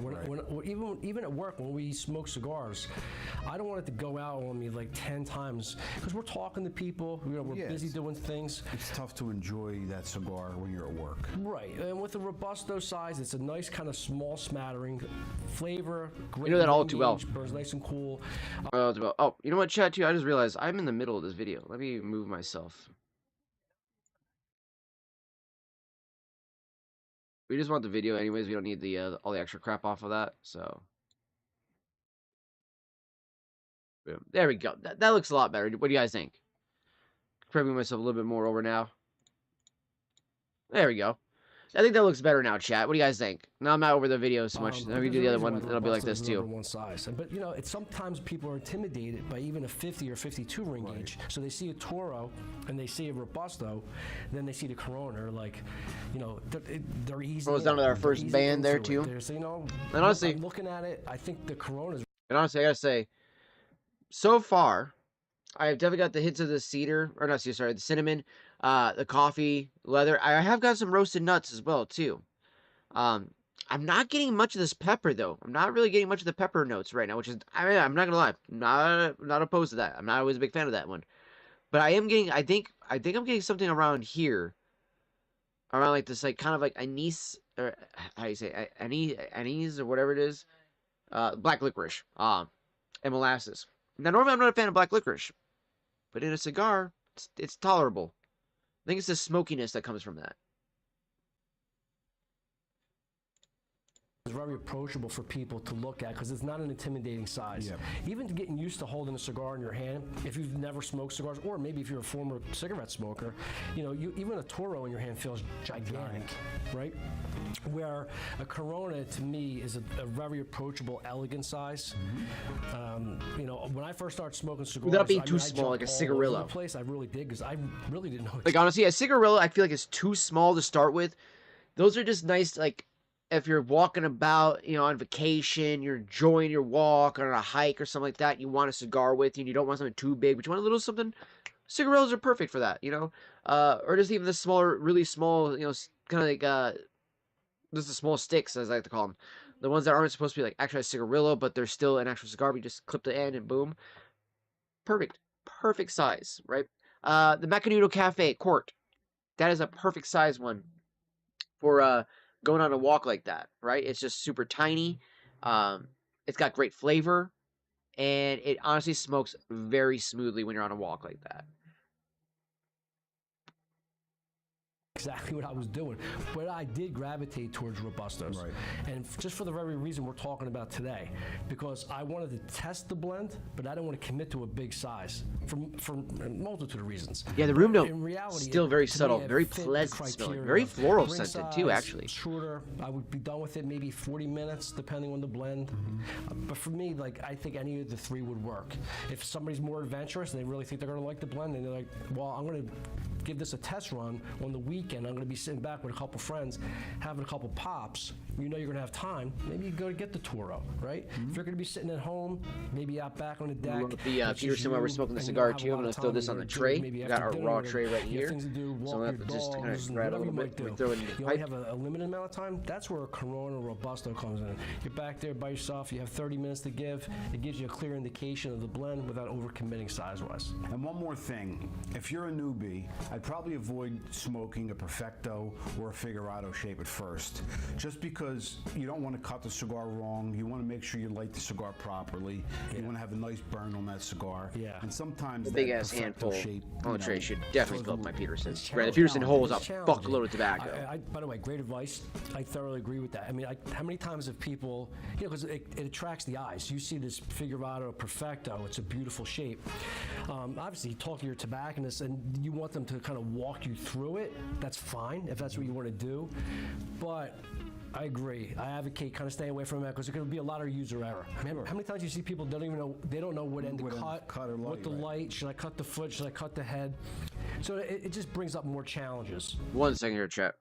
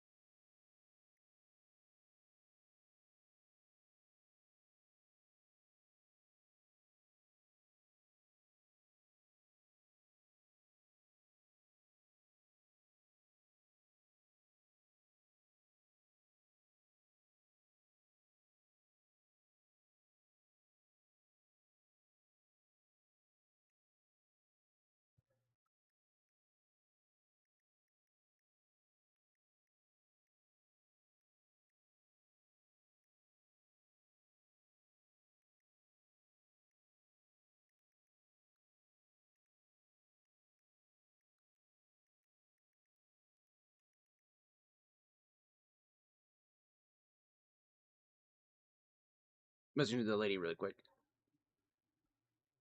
Of course, if you want to talk to somebody at the store, go ahead, right ahead and ask for advice. But they bring more challenges for a newbie smoker. And also, I think the reason why, like for us, that we smoke a lot of Perfectos or Figurados is because we can really appreciate the transitions. Apparently, I was gonna have her come over today, but apparently she's feeling sick. She got sent home from work,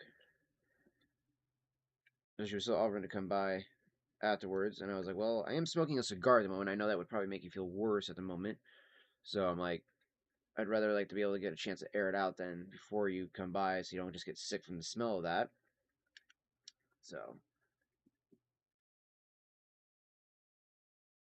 I also do like this bigger tray for this whole technique here too, chat, of letting it be able to air out a bit to kind of aerate the tobacco a bit more.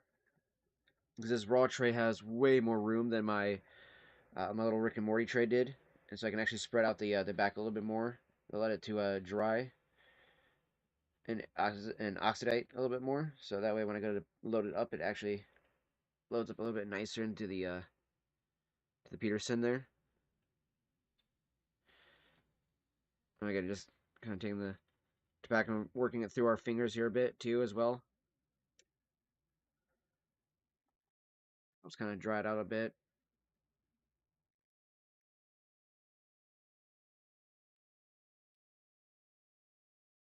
Such a great smell of the tray right now. So amazing, so amazing.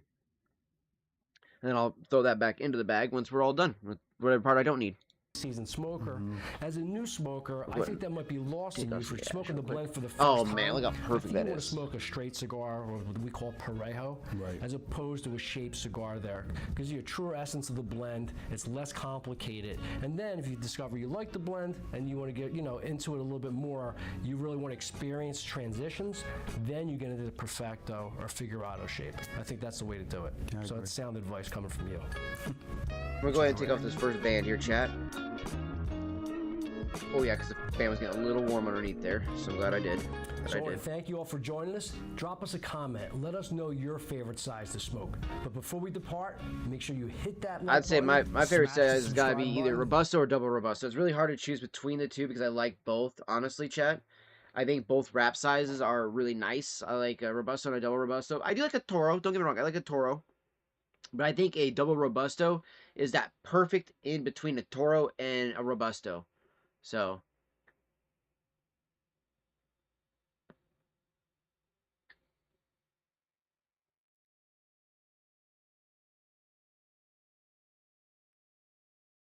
and just remember too, chat, you're never inhaling your cigar. Okay, I've seen some people kind of.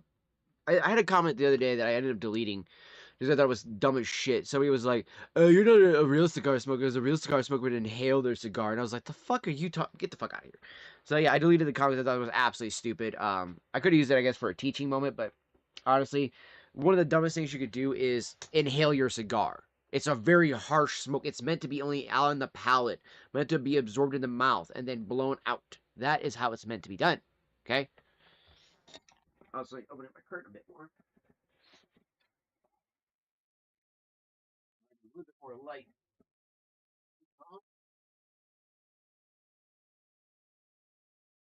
There we go. There we go. A little bit more light up in the room. Makes it look a little bit nicer in here. I like the little bit more natural light. Oh, now we got some blue skies out there too, chat. It looks beautiful out there now. Not so gloomy looking.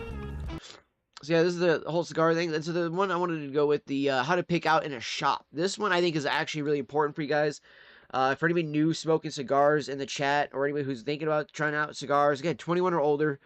We are not promoting this to people that are underage smoking or anything like that. Just so you guys can see that up there. Legitimately, I do not promote this to anybody who is underage. But if you are 21 and older and you want to smoke a cigar, I think that you are more than able to do so. You are fucking of age. You are allowed to choose what you want to put in your lungs or in your mouth or whatever the case is.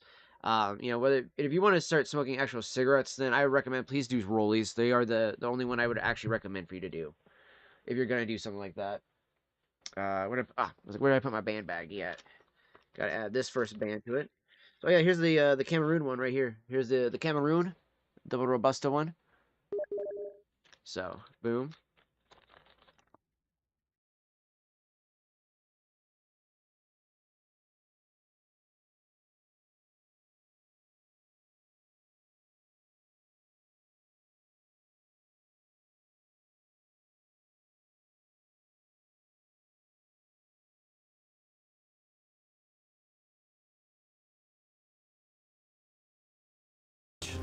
Salute.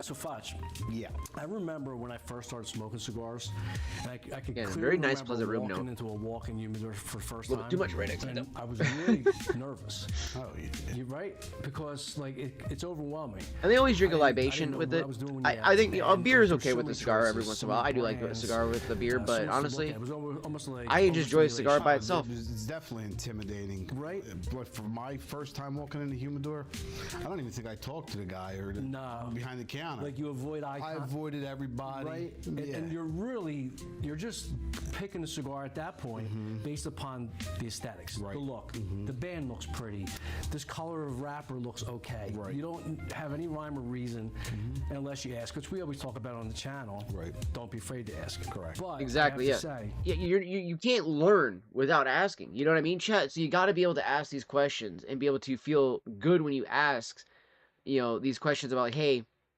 is this the type of cigar I want for myself? This is the kind of vibe I'm looking for. This is the kind of atmosphere I'm going for. This is maybe the situation I'm going to. This is the event. I'm going to a wedding, or I'm going to a bachelor party, or whatever the case is, or I'm going to a work meeting and I'm going to be meeting this boss, and he smokes cigars, so I want to make a good impression. So I want to kind of give him a cigar to, and be like, hey, here you go, my man. Kind of get that whole idea of like, hey, I'm the one you really want to make sure I'm your go guy. I'm the go-to guy. 'Cause I'm going to bring you a cigar. When I come to work for you, because I like you. You know what I mean? That's the type of deal you want, because you're kind of buttering up people. I ain't gonna lie, you are buttering them up, but hey, buttering them up with a delicious treat. for people out there, they've experienced this. So that's kind of what we're talking about today. So today we're talking about how to choose a cigar and everything to look for. But you know what? Before we get started on that, I need a cigar. Me too. You ready? I'm ready. Let's fire up. Got it.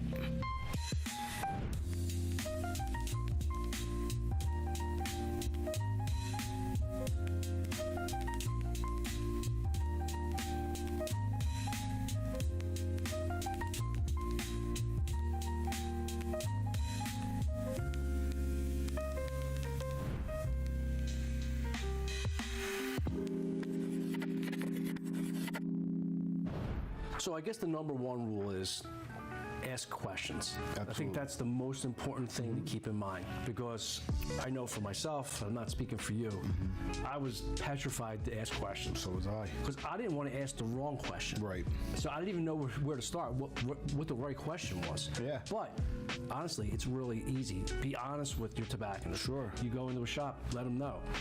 I'm new to smoking. Right. Or, you know what, I'm just looking for something new. This is traditionally what I do enjoy, or like what I'm in the mood for. Sure. Like there's a lot of times, Yeah. we always ask people, hey, how are you? Greet them, and then we always say, if you have any questions, that's actually the way we lead. Sure. Yeah. Yeah, you want to give them a couple minutes in the humidor. Yeah, no one wants to be pounced on. For retailers out there, obviously, if you're watching, you pounce on your customers. Also, yeah, by the way, for instance, the humidor, like I go to the refuge, they'll usually just come right up to you and ask you stuff like that, or what are the questions, like, is there anything you're looking for in particular? Do you want any recommendations? And if they know you enough, they'll leave you alone. They'll just let you peruse what you're doing. They know you're gonna come find whatever you want, and then, if you happen to they see you just kind of looking around, just kind of like, oh man, what am I feeling today? They might, you want a recommendation today? And you're like, yeah, I'll take one. But if you're new, yeah, they'll come up to you and stuff like that. Now, the one at Big Smoke, I hate it because it's so fucking tiny. You walk into it, there's no way that another person's gonna come in there and be like, hey, so what can I recommend? You can be like, dude, it's too hot here. We're raising the humidity up in here and stuff like that. The temperature. We gotta get the fuck out of here. So that's one thing I do feel like that.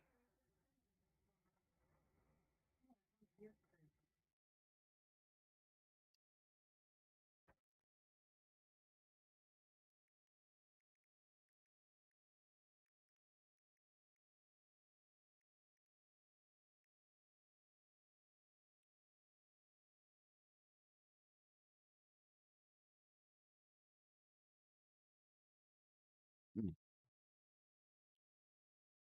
And again, too, like one of the things about like smoking a cigar, just like smoking a pipe, it's about doing the whole. Pipe is more of the contemplative life, right? You're contemplating a lot of stuff. Your mind, you're thinking a lot. That's why I like smoking a pipe a lot. I'm a big person that likes to think a lot. I think a lot. But with cigar smoking, it's also about taking that time for yourself. Yes, it's a social thing, but you have to dedicate 45 minutes, 55 minutes to 2 hours, depending on the size of your cigar, for what you want to do. Should you leave the ring on while you smoke? I mean, again, I think yes. Like I just took off the first ring just before I got to it.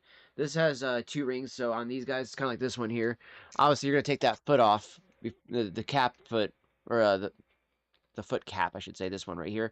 You're going to take that off when you light it. You're not going to slide it down. I mean, you could do that. You could slide it down technically and then take it off down later.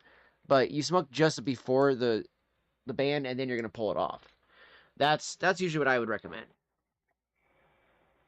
You know, because honestly, too, as you're smoking, it usually heats up the pectin, which is used as a natural glue to hold this to your cigar. So that way, it's something you can smoke. It's not going to be toxic or bad for you. Um, but they're almost always held by pectin. So that way, once you get to like just about like right now, I'm still not going to pull it off. Just before I get to it, I will probably pull off the band, or I might just go and slide it down a bit with this one, so I can actually do that. Um, Ideally, the band is there to keep your wrapper intact. You don't want it to just unravel the entire thing. You know what I mean? You want it to be able to keep your wrap intact and allow for that, even burning of the cigar the entire way. Now, most people will either smoke to the band, and that's when they'll call it, and they'll put it out. And just putting it out, do not snuff these. Just set it down. That's all you need to do. You don't need to snuff it. Just set it down. It'll go out on its own. Now, if you're like me and you're enjoying that cigar, you'll take the band off, but you'll smoke past where that band went. So once I get to a point where I can't take, the band any lower than like that, then I'll take the band off and I will finish smoking until I get to about right there in the nub. Usually. Sometimes I'll leave a little bit more because I use the nubs as fertilizer for the ground and for plants and stuff like that, because your cigar butts are actually very rich in nitrates.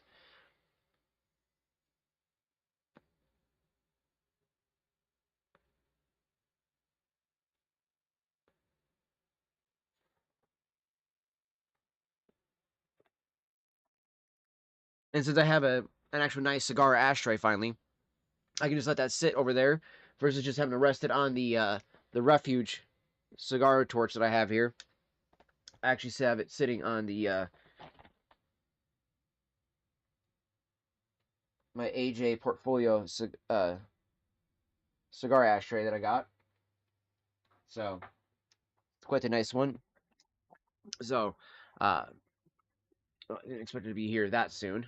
So yeah, I'm definitely gonna need more time than I told her I was gonna need to air it out because I wasn't finished with my cigar. So I don't know why she just came here this early already. Okay. Well, I did tell her I was gonna need time, so she's gonna have to wait for a bit.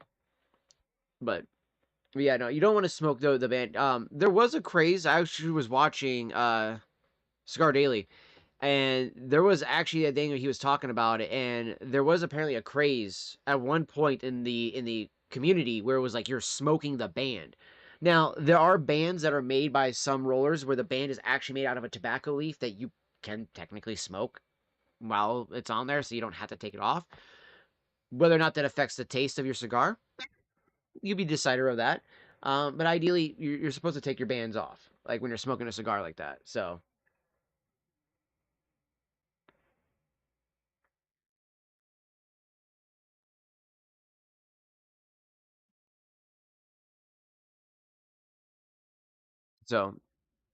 and again, too, like the flavor on that is absolutely amazing too. Still, very amazing on the flavor. Don't do that. Give people their space.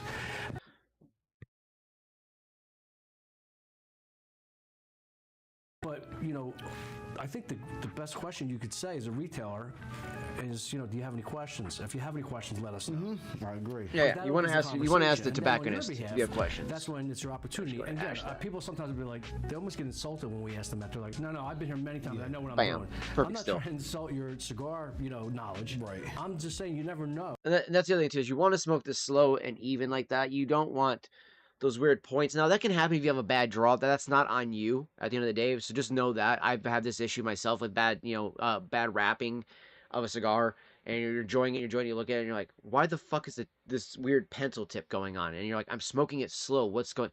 Because the inside isn't burning at the same level as the outside is, and so it's actually having a harder time keeping up. So sometimes you might need to take the torch, retorch it a little bit, cook it down a little bit until you get it to that point where it can finally evenly burn all the way through. And I noticed that sometimes, even when on a bad one, by this point, it will start to fix itself. So sometimes just some time and everything like that. There is a really good video here. This is fixing the issues of cigars that you might have while you're smoking and stuff like that, so that you can kind of fix it on the go. definitely a handy video. Even as a seasoned smoker, Yeah, we're here to help you. I mean, oh, look, what just came out? You know, is there anything new that came out, you know, from a certain portfolio? I'm a big fan of the Padron portfolio. Is there anything new from Padron? You know, questions like that. But in reality, the most important thing to get across to the person trying to help you is your personal taste at that time. Because Exactly. your personal taste will change over Every time. every So if you're taste a newbie, changes. You go tell through them phases. And guess what? Your palate People changes. in our industry love helping out new All right, I'm people. gonna go ahead and start loading Because my it's like a Peterson brotherhood. here. Yeah. So I always find that people are intimidated by that. It's just the opposite. I like when people come to me and be like, hey, I'm new. Because at that point, I want them to enjoy cigars through my lens. Right. So I want them to really embrace it. So I want to try to hit my mark and get them something they enjoy. well, right. And another thing is, if you don't tell their tobacconists that you're a new So smoker, the other thing too is right about that, like how he says that you want to pick something that they're gonna enjoy. Yeah, because you want them to come back. You want that person to be like, that guy did a great job of of recommending that cigar to me. So that's the one I want to go back to. That's gonna be the blend I'm gonna go with. That's gonna be the wrapper I go with. Maybe the brand, wherever the case is. When you have a good recommendation like that, that's why you want to have somebody give you a good recommendation, and you want that to be something that's going to be, not just like, oh yeah, just go ahead and go and smoke that one because you're gonna get a good, commission off of it, whatever the case is. You want to make sure that the customer wants to come back and be like, yeah, that dude recommended me the best fucking cigar that I smoked in my life, and that's why I want to come back here now. That's what you want. So.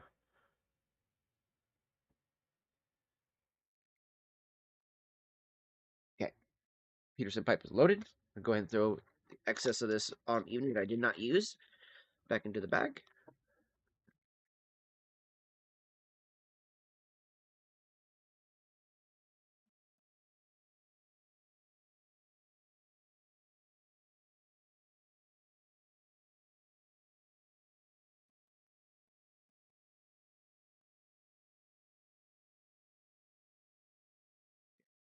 Knocking this back into the bag there real quick.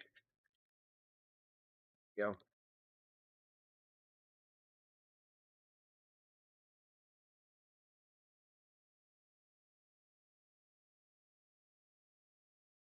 Okay. smoker, and you want a recommendation, and they recommend something that'll blow your doors off, and it's too strong. It might turn you off. Well, yeah, from smoking cigars. Exactly, exactly. Getting back to when I first started going in the humidor and I would just pick stuff randomly. There was times that a cigar. You do buy with your eyes. You do buy cigars with your eyes because obviously you can't. Do not pick them up and sniff them at the shop. That is actually not something you're supposed to do because you're literally wiping your nose pretty much on a cigar that somebody else might buy that you didn't buy. So if you just went like that with it, yeah, that's fucking disgusting. Don't do that. Save that for when you get it home and then you want. Like I will do that when I get home and I'll take out like a cigar and I'll be like, oh man, I really want to know how this wrapper and everything like that's gonna smell. What's the notes I'm getting off of the smell note, from it. Kind of like how when we open up a tin of pipe tobacco, we always go like, what's the tin note you get, right? Smells good. Has actually a buttery, cinnamony kind of smell to it. But you notice that I have already owned the fucking thing before I did that because that's a point to that. I'm not making somebody else now fucking smoke my boogers and shit. That's disgusting. What the fuck is wrong with you people, man? Like, somebody who does that, you should be fucking literally put in jail for that shit for a night.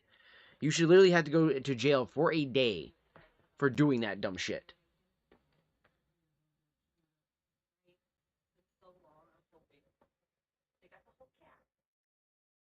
Yeah. No one told me to eat before I smoked a cigar. But again, it wasn't their fault. It was my fault. Right. I didn't ask, so I wouldn't know. So I wasn't eating. I was just smoking cigars. And if I got a strong one, it rocked the crap out of me. And it could have actually turned me off to the whole experience and been like, cigars are just not for me. So that's when you delicious, hear, though. That is a delicious smoke. New to it and say, that cigar was harsh. Right? And a lot of times the cigar's not necessarily harsh. It just means it was too strong for you at that time.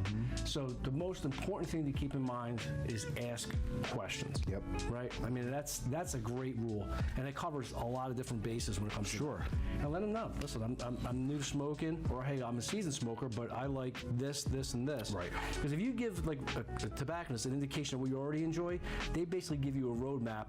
You give the tobacconist a roadmap to your taste, Yeah. and then they should be able to take point in that, the right direction. take that, and Exactly. run with it. Right. So remember, ask questions. There's no silly questions, and any tobacconist that ever No, really, there takes isn't. offense to that, find another tobacconist. Yeah. Right? Because listen, that's how you learn. Right. That's how you learn. That's why we're here. Ask those questions. And by the way, if you have questions for us at any time, hit us up. Yep. We always look at the comments. Yeah, drop us a comment. Good and bad, right? I mean, he's a little sensitive to bad comments, so just take it easy on him. Yeah. You look great today, by the way. Thank you. I love the socks. Thank you. You got your lemon socks from Italy. I got my- noticed. I I got- see your lapel pin is from Italy. Yeah. Yeah, you're channeling that Amalfi Coast. Yes. I like it. Yeah, you look good. Thank you. What are you drinking there today, by the way? I The want AI. a little scotch today. I got a little tequila, reposado. Nice. So, Summertime coming. Yep. Salute. salud. Salud. Yeah. Yeah, I figured I'd let their subscribers know what we're drinking. Yeah, Because absolutely. people do ask, what are you guys sipping on? Yeah, I was in the mood for scotch today. Well, they're so. probably used to, at this point, me either drinking Japanese whiskey or good tequila. Yeah. And then knowing that you're a big whiskey guy, it's either bourbon or scotch. Yeah. When it's our free will. We're not Scotch doing is a the best. I pairing per ain't se. not gonna lie. If you're gonna do something like that, it's Scotch. So why don't we give our viewers and our subscribers an example of what questions they could ask when they enter a cigar shop? Yeah, I think, right off the go, it's probably a good idea if you're new to cigar smoking, when you tend to have the most questions, Right. is, let the tobacconist know that you're new and really that you don't even know per se what you are looking for, but do you have some recommendations for beginners? And a tobacconist that knows their stuff will know to lead you down a path of approachable cigars.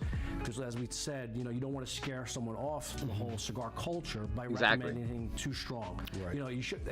Yeah, don't recommend them the Olmec right off the get go. If you look, so I had the foundation thing around here somewhere. I'll have to pull it out again. It has all of the different cigars that they offer from their lineup and everything like that from the foundation brand, and there's some from mild all the way to extra strong. And you're like, yeah, you don't want to recommend somebody like the Olmec. Or maybe a certain tabernacle just right off the rip and just be like, yeah, enjoy that one right there. And they go, oh my fucking Lord, what did you just sell me, dude? And it's like, yeah, you probably haven't smoked cigars before, have you? And it's like, yeah, shit. I probably shouldn't have recommended that cigar to you. Tobacconists shouldn't have an agenda to want to sell you a certain cigar. Everything in that humidor obviously is for somebody, right? So if they're brand loyal just because they're buddies with the rep and they want to push a strong cigar, and you again find a different tobacconist. And as I said, as a rule, if you're new and you go into a cigar shop and they try to give you like a cigar that even looks dark and strong, you might want to just be like, all right, what do you, like even milder. I want to. Right. This is like training wheels. This is where I want to start, and then you could always go from there. But I Yep. think everyone needs Yeah, to you go kinda from there. You start go there. from. You don't want to just Right, start off no, dark. I Like, yeah, I agree. like darker I mean, the other wraps, thing but I've you been could smoking ask for a very is, long time. obviously, I'm a person who's since been you are smoking new, for years, chat. kind of So flavors that's you another might big wanna difference get right there out too. of each of these cigars that, Right. that you picked for me. Right, and sometimes because tasting notes are it's personal taste. We go over this is the great debate whether tasting notes exist in cigars or it just tastes like tobacco. For certain people, they might have this misconception that if someone describes it in, let's say, cigar aficionado or us here on this channel, we say coffee notes, Right. Because that's what we gather. But they might not gather that. One and two, you have to remember, tasting notes are fleeting. It's not like you're going to like the cigar and it's going to taste like a Right. cup of coffee the whole way through, or cashew the whole way through. So keep that in mind. But you're right. If you ask the tobacconist and say, I've heard some cigars come across with a kind of leather or spice or a creaminess or You might chocolate get a little notes bit or of hollow coffee to notes. the end. That tobacconist, that's kinda unique. you might get the response where like, I don't really describe cigars like that. Right. Mild, medium, full. Sure. Every tobacconist is different. We deal with both. Sometimes people, they don't want tasting those. They just care about. Again, chat, remember when I was saying about smoking it down to the band? Into the I literally will nitty-gritty, not be able to you pull want that band any further down something without that it has being in my coffee for lips. sure. So at this point, obviously, as a new Actually, smoker, let's see if I can you slide it want to off. stay with Oh, something yeah, that yeah. stays away from Slide that spice bitch and off. leather. Ooh, yes. If Keep it's that band my opinion. perfect. Right, yeah, you I'm a want band more of the rappers. creamier, Yeah. Right. creamier notes, There we the go. chocolatey notes. Okay, just because something AJ does that an speaks amazing job with his approachability, cigars. That's why I don't right? have to Natural worry about when I sweetness pull it to off. it. Is it going to unwrap? No, No, you're these handmade spot on. cigars are Put it this phenomenal way, by him. As many details as you can give the person person that's going to recommend the cigar, the better. Yep. Right? Like I do when I'm looking for wine. I do the same thing. I know cigars well. I know what I like in wine, but I don't know. The wine world is massive, you know? Yeah. But That is when true. I go Wine, to a you store, definitely like have to wine have store, a, I basically give them a roadmap a to wine my sommelier palate. really I'm to like, know what this you're is- looking this is for, the or grape go look at what variety they've I usually like. I kinda like new said. world wine, You really but want the sometimes old world details wine, of all the and then wines. they're like, okay, you know, and it depends. Like sometimes I want white. That would be a light cigar. Sometimes I want a deep, jammy red. Yep. That would be like a full-bodied cigar. So there's similar parallels Yeah. in that world. So if you're Also, let used me to go drinking put my spirits fan or on too for a wine, second here, you know so I what can we're start talking airing it about. out for the And lady a cigars little are bit. the same way. You got to follow that same roadmap, right? Probably want to smoke a it's cigar good in here. advice. And another thing too, Maz, when you're going into a cigar shop and you're shopping for somebody else, you want to know a little bit about what that person's smoking. So you definitely want to ask questions. Yeah, well, I mean, if you can find out somehow, like talk to a friend, obviously if Find out a brand. but that helps They a like lot. stronger stuff, milder stuff. Yeah, and I think in that capacity, the number one thing to keep in mind is if you have knowledge of how often that person smokes, that's a true indication of how strong you might be able to go. Right. Because if you're like, well, the person's a daily smoker, now the field's wide open. Now Right? they Oh, yeah. want Yeah, something like myself. A little bolder, a little richer. Then, sometimes you're buying a gift and you're like, listen, I know this person. And normally also I enjoys do recommend cigars, you but only just smoke after you've occasionally, eaten. special I haven't eaten occasions, this it's a morning. special occasion. He just got a promotion. I'm Little gonna dumb thing to buy do, that person but a cigar. I felt it was Then fine to go you ahead come as back and I've say, had enough okay, to drink enough something to that's gonna be like, you know what, I've had high enough caliber, liquid in high my stomach that I quality, could probably smoke. but mild. It's fine right That now. person doesn't smoke a lot, right? And then, again, if the person's a seasoned smoker and you know that, to me, that's the most important thing to keep in mind when you're buying a gift. Yeah, if they're right? seasoned smokers or not, right? Exactly. That gives you an indication. Sure. If you're not brand specific. And what I always say when you're buying a gift is you want something that's a brand that's recognizable. Now I'm actually getting some of that peppery You note know, now. if you can. Like, But in I'm other definitely words, getting a very, brands that have very kept, creamy, like, chocolatey note. quality associated with it, because You don't want an off-brand. You want well, something yeah, that's With cinnamon, that's too. established. That's not time to roll Right. the dice, and it might be a great new boutique blend out there, but maybe that person just never heard of it. Right. So go with brand names that are recognizable, right? And then as a fail-safe, I always say you could even.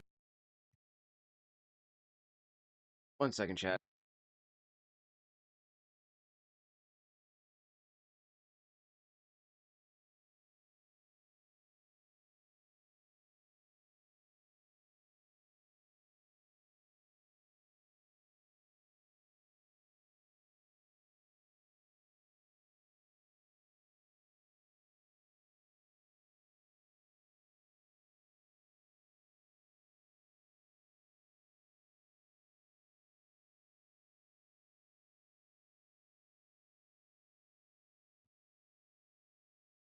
Get a sampler. You should ask the tobacconist and be like, you know what?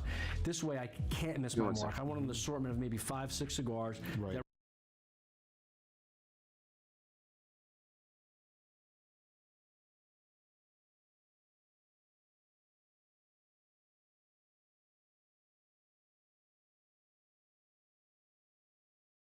That runs the gamut from mild, medium, full, short to long, depending on time frame. And presentation with a gift pack is always really nice too. Sure. So, but I mean, and another thing you could do, just throwing it out there, you could always buy a gift certificate. you can do like a gift card. Just a gift card. Yeah. Maybe that way you can pick out. You could let them pick out their own stuff. Well, I mean, that's cool. A little impersonal, but. Well, yeah, but still, sometimes, You thinking about getting me a gift card? Well, listen, I'm not. You better pick cigars out for me, dude. I want you to do the legwork. You do? Yeah. All right. Yeah, I don't want. Even when you go buy me wine, you always give me wine. You don't give me a gift card for I wine. know, it's true. You know what I mean? As a last resort, Well, yeah. If go with a gift card. Right. If you go into a shop and you're pressed for time, and there's a person in there who really doesn't want to be bothered, and you're like at your wits' end, and everything you ask, they're like, yeah, and they're looking at their phone. You hear TikTok firing off in the background. That's not us, This is what by you the do. way. Buy a gift card. But other than that, let the tobacconists do their thing, and you'll find out you'll be really happy. I won't buy you a gift card. No, I want to be. I want it to be personal. Yeah, And it plus, always is. You know your stuff. You know spirit. All the things I like, you like. Yes. So spirits, wine, cigars. right? Yeah. And all that stuff. Food, big food guy. Yeah, big food guy. But yeah, I think if you really give the tobacconist an idea of that person's smoking habits, you're going to hit your mark. That's the way to do it. How often the person smokes? Maybe you have brands that you know. If not, ask them for something that's brand recognizable. Right. And if not, fall back on a brand recognizable sampler. So, Maz, now let's go over some questions, some connoisseurs or pros when they come into a cigar shop. Yeah, I You know, mean- what would they ask? Well, I mean, put it this way: we're seasoned smokers, so I could put myself right in those shoes. Sure. You know, for me, when I walk into a new shop, you know, I might ask that person, you know, do you have anything new to the shop? That's probably my first question. Right, when I go to because another like shop. right, and so something maybe a new release from a factory that I'm familiar with. Sure, that we and don't obviously carry. we're aware of a lot of new releases, but sometimes you go into a shop and they might carry a brand that you're not familiar with, because there's a lot of good boutique stuff out there, and they'd be like, hey, listen, we just brought this line in, and what do you know? And the next question from the tobacco should be like, well, what do you normally smoke? Right. And then if I say, you know, I smoke, like I'm smoking now, San Cristobal Revelation, that gives them an idea, right? Then they can make a recommendation. But also, like, sometimes you go into a shop and they'll have like a special cabinet where they keep like limited releases. Yeah. So that's another thing. Maybe you ask the tobacconist, you know, do you have anything that's kind of like a limited run? And because a lot of times they're not on the regular shelves, right? Right. And you might overlook it. You might go right by it without even knowing. So asking, do you have any, what we call LEs, limited edition? Sure. You know, when I say we, I mean like the world. But, you know, but yeah, when you hear somebody say LE and R, it's universal. Sure. But limited editions, it's good to ask, because there's been times like if the cigar had teeth, it would have bit me. It was like right there, and I didn't see it, and I'm looking around, and I was like, Right. looking for something special. Yeah. Because obviously, a lot of times when I go to a tobacconist, I'm away on vacation. Right, me too. Even though I always pack cigars, I always love visiting shops. Yeah. I just love it. yeah, I I do like too. the engagement, and I like to see what people carry. I like to try new things, stuff that we don't carry. you know? 100%. So, Yeah, but asking those questions as a seasoned person, you know, what do you have, limited edition? You know, maybe you have something new. I heard that there was a new release from Foundation. I heard You there's a new have it, you're right. Exactly. And then, you know, to me, that's the typical question that seasoned smokers ask. And a lot of times, the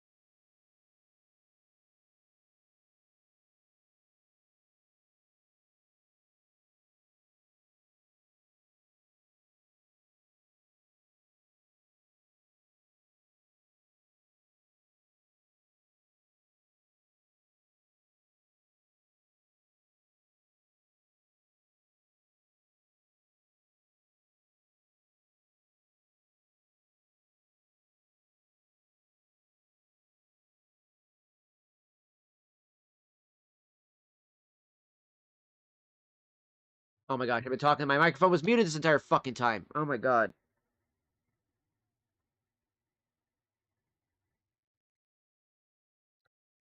My microphone was muted while I was sitting there talking. That's awesome. I thought I saw the light on my microphone. I must have somehow like tapped it by accident when I moved my hand and I muted the microphone. For fuck's sake.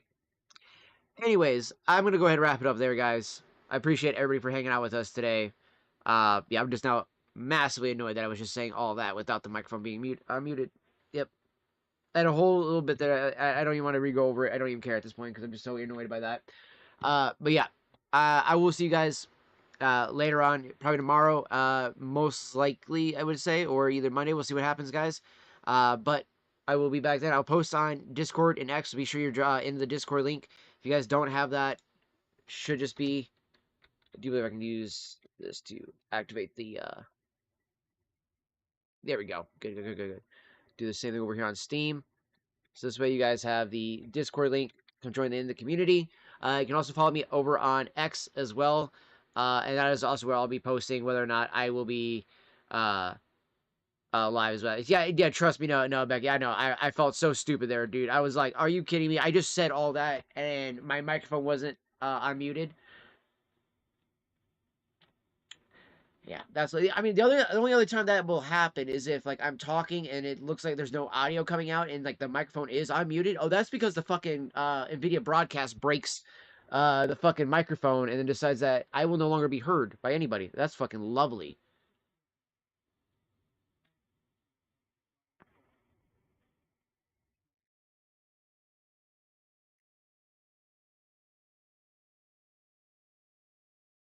But I should be live. I should be live also maybe also, tomorrow after church. We'll see what happens, guys. Like I said, I'm gonna be trying to talk to a bunch of people about trying to help with the lawsuit that we got going on. Get as much help as possible, either through lawyers, community help, everything like that. Doing whatever I can to get as much assistance as possible with this really dumb bullshit we're dealing with when it comes to the landlords here. So that is the update on that as well. So, but I will see you guys here tomorrow, most likely, or Monday, depending on how everything goes. And I will see you guys back here later on. Peace out, fam. Hope you guys all have a wonderful day.